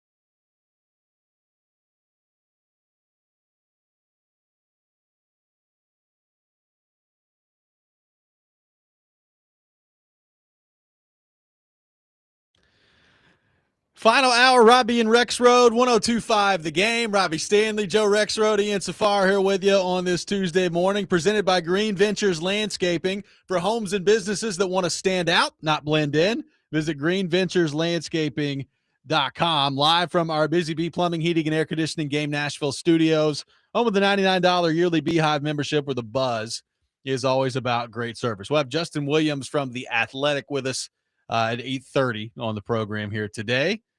Taking your thoughts on our phone and text lines driven by WilsonCountyHyundai.com. This is spiraled on the text line. Say, this Chasing Big Joe, do this every day. Question of the day. This is a rant. Turn into the question of the day. What's your favorite obsolete food place that you miss? Matt on the text line says, speaking of Mr. Gaddy's, had a friend in high school whose parents owned the local Gaddy's. We'd steal their keys in the middle of the night, go drink all the keg beer, play games in the arcade, and make our own pizzas till he passed out in the booth. Great times. My God, that sounds amazing. Parents are like, God, we're not making any money off this place. What's happening? There's all our beer going. Miss a good pizza buffet between the Pizza Hut ones and Gaddy and Mr. Gaddy's. We used to have this place. CC's. Did they still have those? I think they do. We used to have this place in Hendersonville called Pizza Inn, like INN. Yeah. Yeah. I remember Pizza Same Inn. thing. It was good stuff. There was a place in Manassas, Virginia. What the heck? Oh, the Ground Round. Has anybody ever heard of a Ground Round? No. Because when someone was that the clown? No, I don't think it was the circus clown. one. No, that's Ronald McDonald. No, no, I'm aware. Maybe I'm thinking of somebody else. Are you thinking of the Hamburger? No, maybe I'm thinking of Friendlies. Maybe Grimace. We should rank our. Those are all McDonald's. McDonald's ones. Yes, I'm aware. I saw a video of a Ronald little McDonald chickadee or whatever singing the national anthem the other day of baseball. That was freaky as hell. It was. Yeah. But no, that was freaky. But the ground round, someone brought up this Mr. Gaddy's with the tabletop Galaga. That's the ground round, and Pizza Hut had some of them too. But the ground round had like the tabletop Miss Pac-Man, tabletop Galaga, Asteroids. I mean, that is like peak 80s, man. Or I guess 90s, maybe some. Yeah. Love that stuff. Miss it. I mean, no free ads, but people are bringing up like Fuddruckers and Fazoli's. Yep. On the text line. Like, I still thoroughly enjoy Fazoli's. There's one in Rivergate. No free ads, but I've eaten many breadsticks by them. They're quite good. They are. There's a free ad for you. Oh my God! Someone brought up one of my favorites. See this? We go down this rabbit hole all day. Burger Chef. No. Now you have to be a certain age. Your dad may remember that. I don't know Burger Chef. Never heard of that one. No. So we had one in Battle Creek, not far from the Bill Knapp's. But the Burger Chef, the key with that was, and I think this was before like McDonald's even had Happy Meals. They gave you a record. So like. You get the kid meal and you get a little record, okay, a little 45, and I mean it was probably just complete trash, like someone farting into the thing, but it was a record. You got a record. You get excited about the record. That comes with the Burger Chef burger. Dylan says Shoney's used to be really good. Yeah. There's still some Shoney's around here, but they're evaporating. I mean, we used to love Big Boy. We could do this all day. Yeah, we could. Baltimore, Stephanie grew up in Baltimore. The ground round that must have been my little Atlantic Coast stuff, man. I mean, after our football games, we'd hit up the ground round, man. Absolutely. The Greater Manassas Football League. I was an all-star quarterback, middle linebacker. We would hit up the ground round.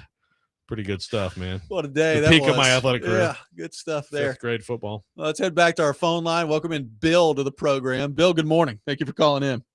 Thanks, guys. Once upon a time, there's a place called Western Sizzlin'. They had a location in East Nashville across from the East Nashville Y. They had several locations around the state, and they had all-you-can-eat shrimp on Friday night. Ooh. That was always a big hit. And Joe, I saw Joe Walsh on his own, a concert at Fontenelle about 12 years ago. It was fantastic. He played all the James Gang stuff. It was his analog guy in a digital age. Great tour. And Robbie, a few months ago, you mentioned seeing a dermatologist. Yeah.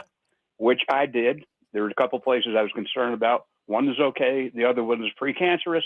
I've had it removed, and everything is fine. Thanks. Well, thanks, guys. Glad to hear it, Bill. Thank you. Okay, man. Yeah. You hit a lot of stuff there. That was good. And thanks for making me feel bad again about Joe Walsh. Missing him. I'd forgotten that, but now I feel shame again. You had totally gotten over it, and now it's returned. I'm going to do it, man. I've got to now. The idiot who doesn't go see the band when they're in his town, I'm gonna find a way. Yeah, I just want you to know. My dad and others on the text line bringing up the cooker around here. Frequented the cooker as a young child. It's where my parents went on their first date. The cooker. The cooker. Okay. Yep. What are we talking here? I think it was just like, it's got burgers, got like, kind of your classic American dining restaurant. Like sit down place, Yeah, fast sit down. casual, sit down. Yeah. Okay. All right. Nice. Good stuff. Let's welcome in Daryl to the program on the phone line. Daryl, good morning. Thank you for calling in. Daryl, what medical what's up, appointments guys? have you recently had? Do what? Don't worry. Nothing. Just go for it. Ignore me. Oh, gotcha. Oh, the two places that I'm going way back in the Nashville years. Major Wallabies. Okay. Yep. I've heard of that. They used to have the big fish tank over the bar. Yep. And another good place was Don Pablo's. You guys remember Don Pablo's? I don't remember that one. It rings a bell. I don't know that I've been to one though. They were based out of Ohio. That was where their headquarters were. They had the best chicken quesadilla and chips and salsa you ever had. Okay. And they're all gone. Even in Ohio, they're all gone. I'll hang up and listen. Thanks. Thank you, Daryl. Appreciate it. Some people bring up Chi-Chi's. I love me some Chi-Chi's. Actually, in college, the Chi-Chi's near the mall, that's now dead, basically, they'd have Margaritaville on Thursday. So it's like, go out to Chi-Chi's, get some nachos, have a couple margaritas, then go to the bar. Okay? Big night. How do we feel about the all-you-can-eat shrimp at the buffets? Yeah, I've done that before, but probably I'd be a little hesitant. Yep. Yeah, well, that's the thing for me. Yeah, for sure avoid that. But yeah, like the Friday, we would always do like all-you-can-eat walleye and stuff, like fish stuff on Friday. I put down some things at like a, there used to be a buffet in Rivergate called it was like the hometown buffet or something like that. It turned into Orion's or something. I put some, the Golden Corral. I put down some things at those particular establishments that it's kind of amazing I'm still alive when you really think about it. Yeah. No, I mean, and we don't even know like the actual reality of some of the quality health standards that were being violated, Well, we all made it through. Sometimes that stuff makes you tougher. Sometimes it just strengthens the body a little bit. Strengthens the body. So what were we going to talk about? We're I don't going to even talk know. about some hockey. Okay. We'll get into that. So basically what we talked about earlier, the goalie conversation, we laid out the goaltenders that are in the playoffs. And basically, without running through all of them again, it's guys who have been career backups that are now starting for their teams. Really young guys like Jakob Dobeš in Montreal, who's becoming like a folk hero up there with the way that he's played. Wallstead has been the primary goalie for Minnesota in the playoffs so far. You have Dostal in Anaheim, who has been, young and up and coming for a few years, and has turned into an established guy. And then Frederik Andersen in Carolina is kind of like the established starter vet, and even he this year had a bad year. It was like an 872 save percentage or 874 or whatever it was. So it's not exactly a who's who of goaltending. And we talked with Adam Vingan earlier in the show about like what does that all mean, like in terms of building your roster out moving forward. And of course, that always leads back into a Nashville Predators discussion of goaltending. Should you rebuild? Should you not rebuild? At what point are they hiring a general manager? All these things kind of outflow from that. The goalie conversation, to me, Joe, is pretty interesting just in terms of it doesn't always play out this way, but the fact that you've gotten to the second round of the playoffs, and in one case, the third with Carolina already advancing, and you look around at the goaltenders, and it's basically like you're not going to find one that's got just this clear path of established success in the league with the exception of Andersen, who's been around forever. Yeah, I mean, it's important. Great goaltending is going to be a part of the story. Whoever wins the Stanley Cup, there's going to be some great goaltending performances. But I think it's just more likely now that you're going to have games 1, 4-3, 5-4 than, maybe the way it was not all that long ago. I mean, it just seems to be a little bit devalued in favor of loading up these monster lines and being able to create offense and control play that way. And I mean, I don't think it's going back. I mean, I could be wrong. Everything's cyclical in any game, but I think it's in a good place right now in terms of the watchability of the game. Yes. And I mean, I think that's part of it. Well, I think it showed, and Vingan pointed this out earlier. I think he's exactly right. I mean, the young, impactful core. Like, I've watched a lot of Montreal in the playoffs. It's just I was really fascinated by the Tampa Montreal series, and now that Tampa's out of it, I'm kind of rooting for Buffalo because I just think it'd be a cool story to see Buffalo go from just the abject dregs of the NHL to winning. So, but they're in trouble right now against Montreal. But I've watched a lot of Montreal in the playoffs is the point. And you just look at him and you're like, okay, so Cole Caulfield's 50-goal scorer, Slavkovsky, number 1 overall pick. You have Suzuki there. It's already established great player. I don't know if you watch this Lane Hudson kid that they've got on defense. I mean, he's going to win Norris trophies. And I heard Elliot Friedman talking about this on the 32 Thoughts podcast. He's going to win multiple Norris trophies. So like, he's really good. So you see that and you're like, okay, those guys are all good. And they're all like 23, 24, 25 at most. And it's like, okay, like that's what you're going to have to, like they are going to put the Eastern Conference on notice for the next decade. It doesn't mean they're just going to roll off 4 cups, but they are going to be in the mix for the next 10 years. Yeah, and you talk about Buffalo. Buffalo, to the argument that we were having earlier in the show, Buffalo, when we've had it for years. I mean, how many times did they get brought up in this is the cautionary tale. This is the see, but well, I mean, we're still waiting for like the Red Wings to emerge from their hibernation, and sure, it is true that the Blackhawks are also owed like a few decades of crap, aren't they? Yeah. But the Buffalo's definitely they got there. San Jose used to be who we talk about. I wouldn't talk about them anymore. No, they're going to be Anaheim's who we used to talk about. Well, look at them now. So yeah, kind of looks like New Stilly may have a point. 615-737-1025. We'll take your thoughts on hockey. We'll take your thoughts on the rebuild / goalie conversation we've had. Any other obscure restaurants you want to throw out there? We'll take your thoughts on that as well. Robby and Rexrode 1025 The Game.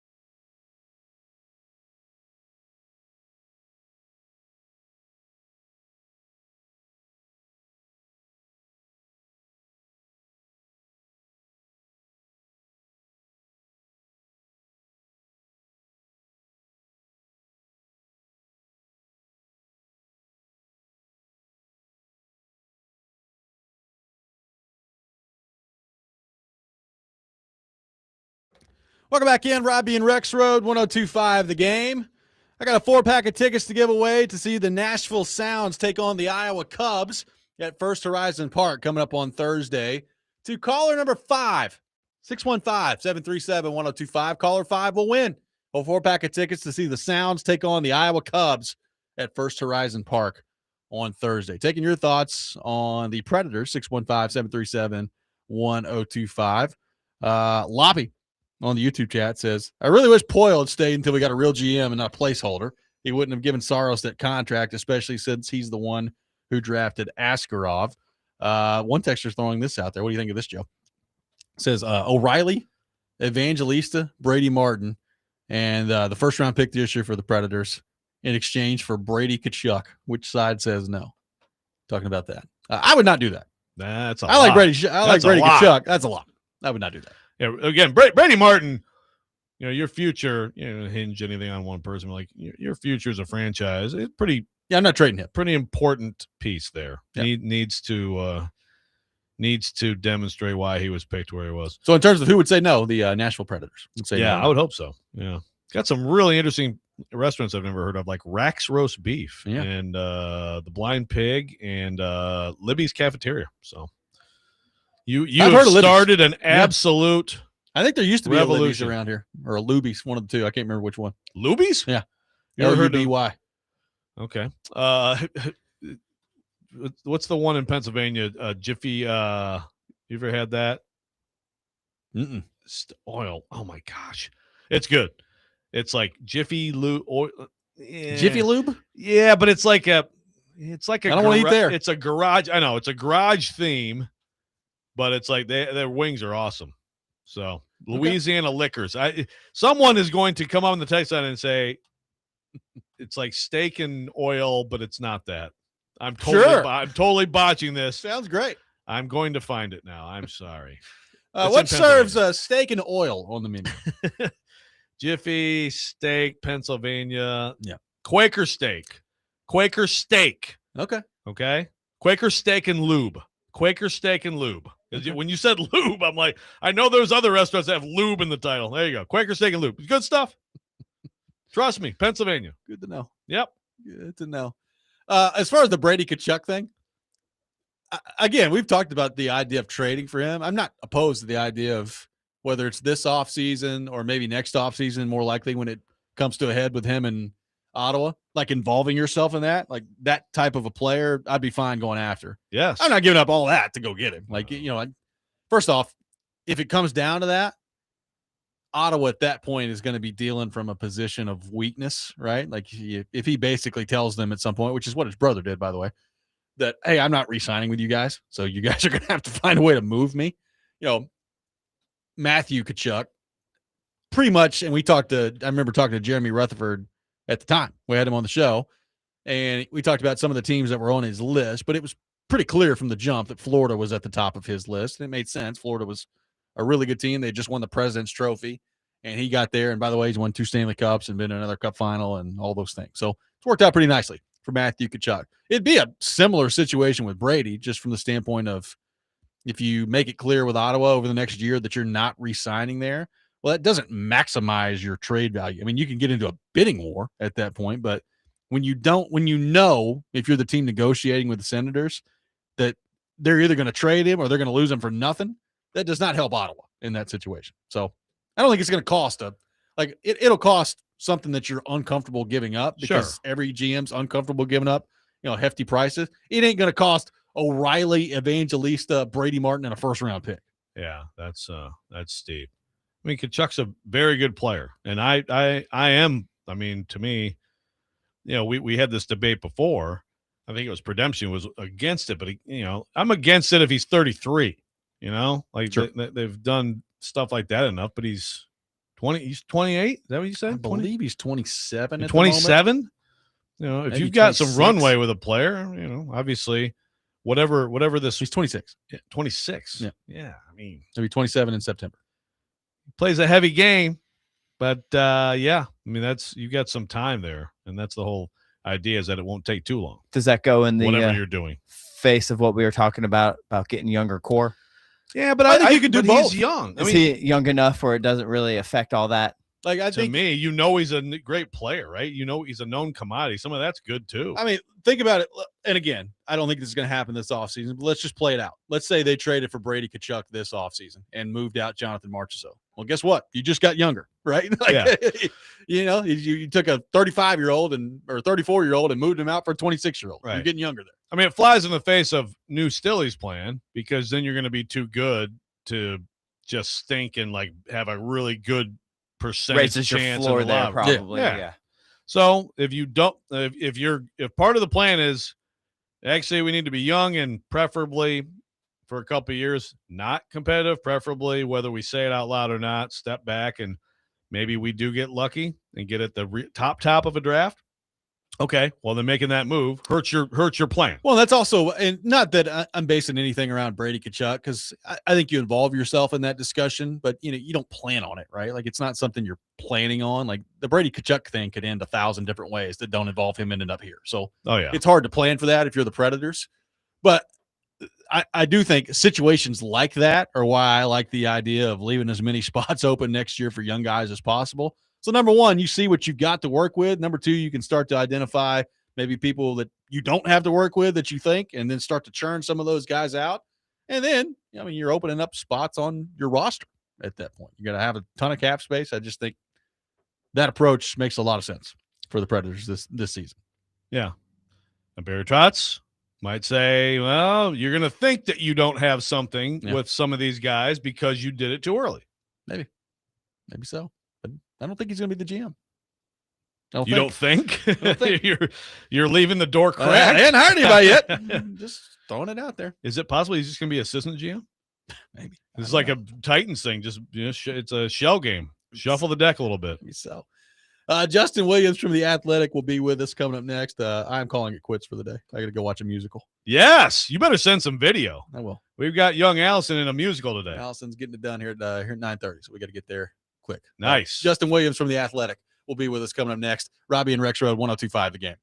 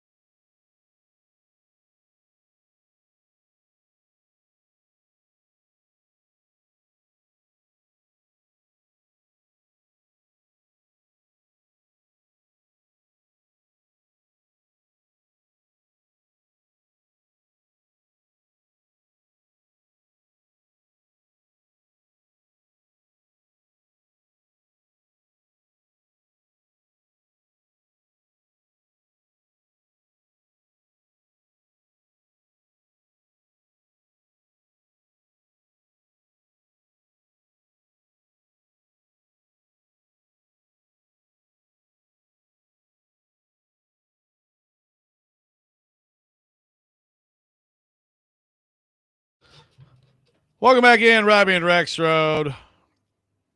As Robby just said, he is he's heading off to see Allison in the first, for a lot of parents out there know or remember the first time, like the first school play, school musical, stuff like that. Those are great. Those are great moments.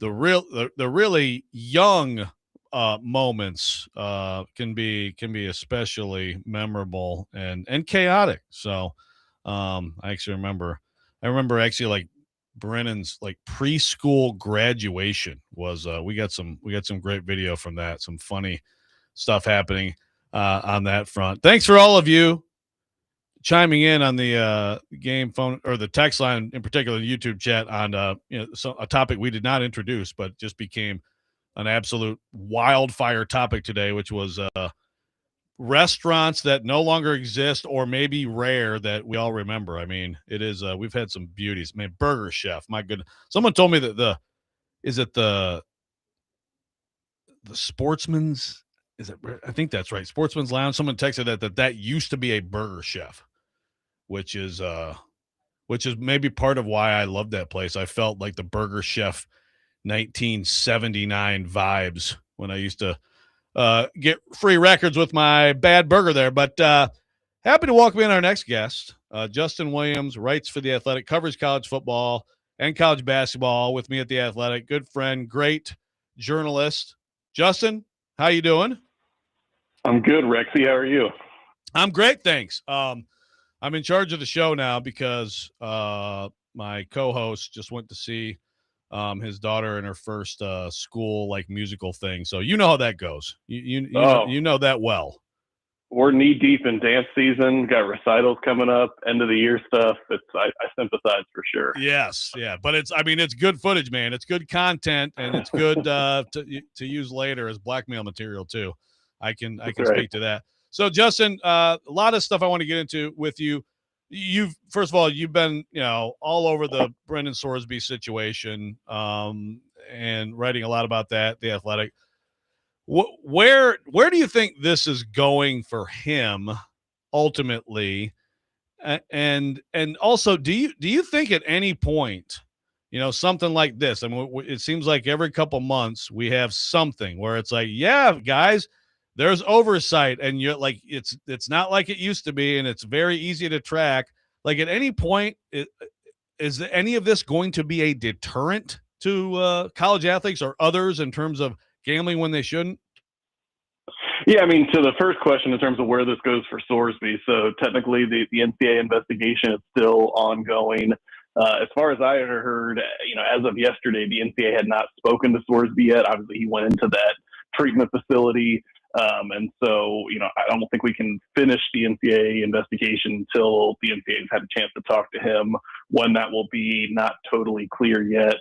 But, based on reporting I've done and obviously reporting other outlets, there seems to be evidence that he gambled on Indiana while he was at Indiana in 2022. And if that's the case, then, history precedent would say that the NCAA is going to give him a ruling of permanent ineligibility. And so from there, it would be, does he want to kind of try that in court and sue the NCAA to try and get that college eligibility back? We know he hired Jeffrey Kessler, who's, a very prominent lawyer. But I also think, part of that decision to hire Kessler was also kind of him looking forward to his, potential NFL career. And so there's the supplemental draft.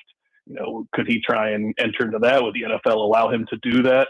And so if we're kind of accepting that there might be this permanent ineligibility ruling, which obviously has not been come down yet, is not finalized, but if that's the case, then I think Sorsby's really going to have to weigh, do I want to fight this in court against the NCAA and trying to get some eligibility back, or do I want to try and just position myself as well as possible for the supplemental draft or maybe even the next NFL draft?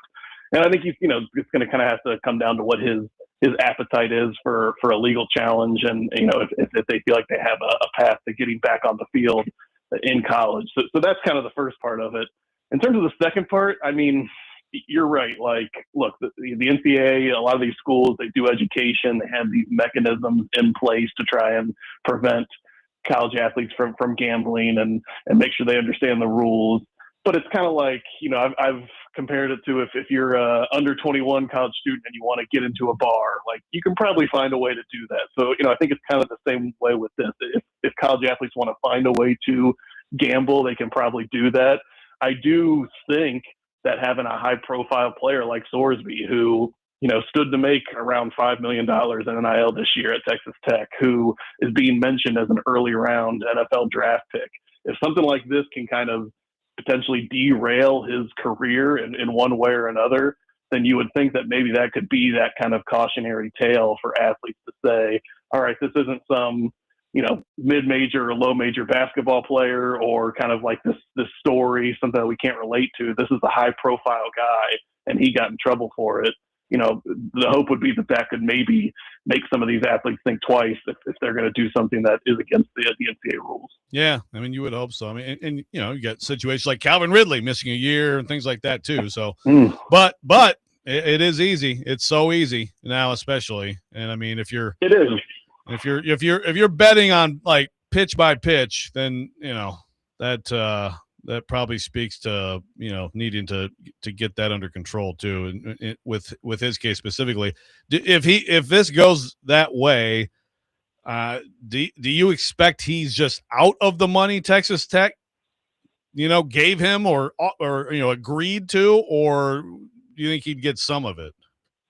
Yeah, most of these contracts, whether they're like the rev share directly with the school or some of these separate NIL contracts, they have different provisions written into them. And certainly one of them would be like, if you're not eligible and playing for the university, you're probably not going to get that money because you're not on the field. I think the question would be, most of these are paid out monthly. Sometimes you'll get like maybe a little bit more up front or maybe there's a little bit guaranteed at the end. I think there might be a question of, if he is deemed ineligible, does he have to pay any of the money back that he's already earned? Yeah. I don't know. He just transferred there in January. It's been a couple months. I don't know what the specifics there, but I can't really see a scenario where if he is ineligible, he would then get any of that, money that would be coming to him in the future. Talking to Justin Williams from The Athletic. So you are all over for us at The Athletic, you and Ralph Russo, I think in particular, all of the legal wranglings and goings on and a lot of stuff that like makes my eyes glaze over. And I'm like, I can count on Justin to write this. Justin's got you're all over all these court cases and attempts at, getting help from Washington and things like that. So first of all, do you think that there's a growing support like at the AD level right now for some form of collective bargaining? Obviously some people are outspoken. Danny White from Tennessee is outspoken about it. Like, do you sense that there's any movement there, or more that it's just stagnant at this point and hoping for the life preserver from Washington? I think you are starting to see a little bit of a shift in terms of some of these ADs, administrators, kind of coming out in support of collective bargaining or just in support of something different. And I think the reason for that is just because everyone kind of understands, all right, this current system is probably not sustainable. And I do think, as much as there's these efforts going on in Washington for Congress to kind of swoop in and grant some antitrust exemption and kind of save the day, I think there's a lot of either pessimism that that's going to happen, or just kind of like, look, we can't necessarily put all of our eggs in that basket. As slow as things tend to happen in college sports, like they happen even slower in Congress. And so I do think as we've gotten deeper and deeper into this new era and have, still not had any kind of resolution in Congress or any, significant movement as of yet, I think you're starting to see some of these ADs say like, all right, what are some of the other options? And it's still probably a minority, but it almost feels like, kind of parallel to like the whole expanded playoff or NCAA tournament that we're seeing right now, right? Which you've just written about this. Is I feel like 5 years ago, you wouldn't have much support for expanding to a 24-team college football playoff or even expanding the NCAA tournament. And then as we've had conference realignment and all these things happen, you start to have coaches and ADs and whoever say like, well, we need the money or we want better access. And so the circumstances have kind of pushed them in that direction. To me, it's the same thing with kind of collective bargaining and all of that. As the money for athletes has continued to grow and these schools or athletic departments are trying to figure out where the money comes from, I think that's why you're seeing maybe a few more become a little bit more outspoken about, hey, maybe we should look into collective bargaining or some way to kind of fix what this system looks like. Yeah, and one thing I've heard from people, which it's a fair thing to bring up, it's like, why do the players want this? Now, my response would be, first of all, right now I think it's like, if you want to just look at the revenue, I think it's like in the 20s that they're getting or right around there. Like, if you actually did have organized labor, I mean, you would presumably, if we're basing it on the pro leagues, you'd be getting into the 40s in terms of, so more people would benefit in theory, but the top where the market's just going nuts, and we're talking about, a pretty good wing in college basketball going for $3 million and a pretty good quarterback going for $5 million. I mean, you're going to cap that, but I think more people would benefit in theory. So do you think there will be enough interest on that side of things, on the player side of things? So that the player side and representation and unionizing, that's kind of been one of the biggest hurdles to this, because you're right. I think just in general, I don't think there's much of a groundswell among athletes, certainly not a majority, that want to necessarily unionize or become employees. Now, maybe they haven't even really thought of that, or maybe, like you said, if you're a top athlete and just there's kind of an unlimited, NIL market for you, then you would say, sure, I kind of like the way things are because I'm getting paid a bunch of money. So I honestly don't know how much of a groundswell there is there, and it's even harder than it would be in the professional leagues because the rosters are transient, right? Players coming in, and probably by the time they care about this or understand this to a certain degree, they're getting ready to move on to either the professional ranks or whatever else they're going to do in their lives. And so that makes it even tougher. I think the bigger challenge is less about the players wanting it, and there certainly are some that do, but I think it's more that just there's going to be those lawyers that find these cases and feel like, hey, this actually is against antitrust law or whatever it may be. And they're the ones that are pushing these things in court, that the NCAA, whether they're winning them or losing them or settling them, they continually have to fight these battles in court. And so I think it's almost a bigger issue of there are lawyers or people that are taking us to court and suing us and causing these issues, as opposed to like players that are banding together and saying, we want to unionize or we want a collective bargain.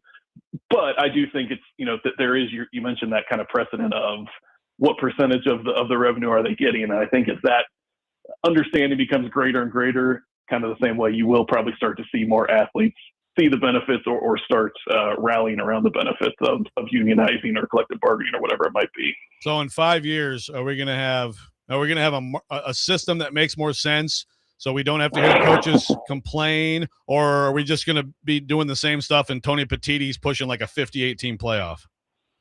Yeah, it's certainly I guess a cynical person will never say they're cynical, but the cynical part of me looks ahead and says, when is this ever going to stop? Kind of what's the point that you just made?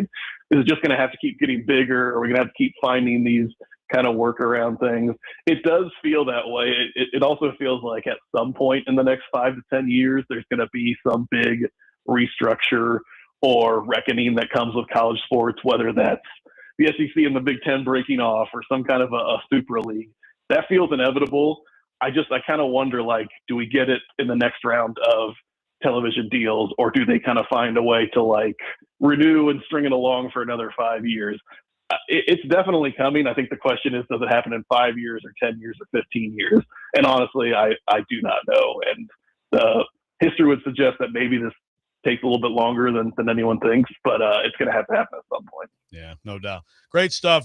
Justin Williams from The Athletic does a fantastic job covering college football and basketball. Thanks so much for coming on, and I'll see you at the next brainstorm. Hey, you're one of my favorites. Anytime, Joe. All right, thanks, buddy. Justin Williams from The Athletic, and we will wrap the show up. Robby and Rexrode when we come back. 102.5 The Game.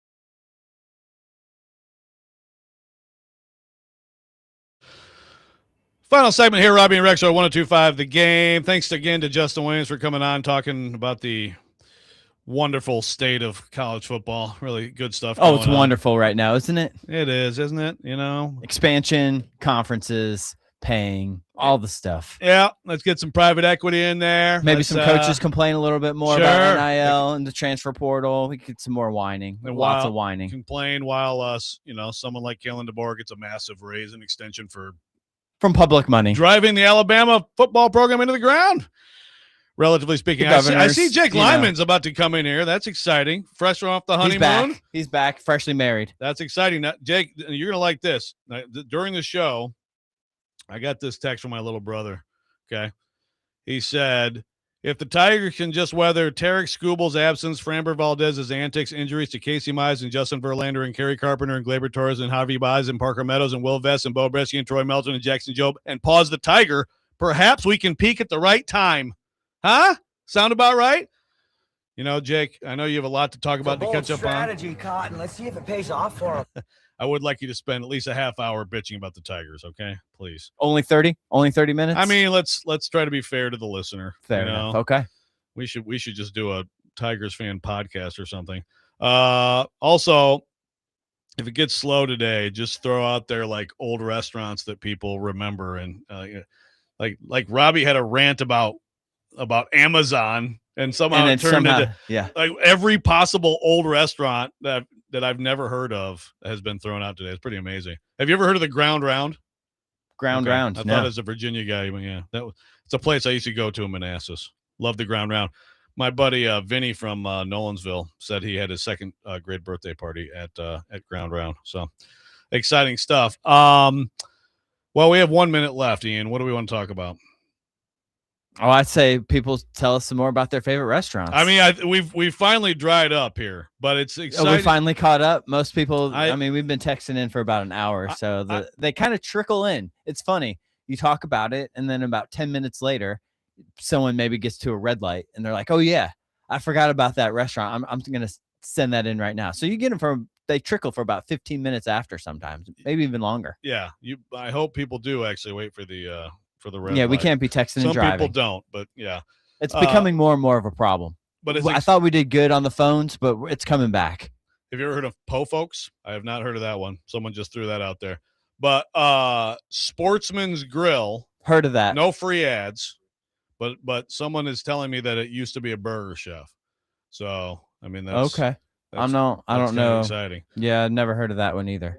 But the Burger Chef, as I told you, that's where you used to get the record. Well, we used to do Book It from Pizza Hut. Did you guys have Book It? The Book It program? No.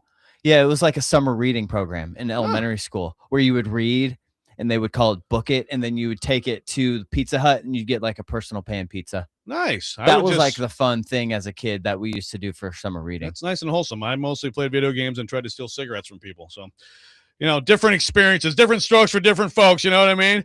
Thanks for listening, folks. Robby and Rex Show. Next man up with Jake Lyman coming up next. 102.5 The Game.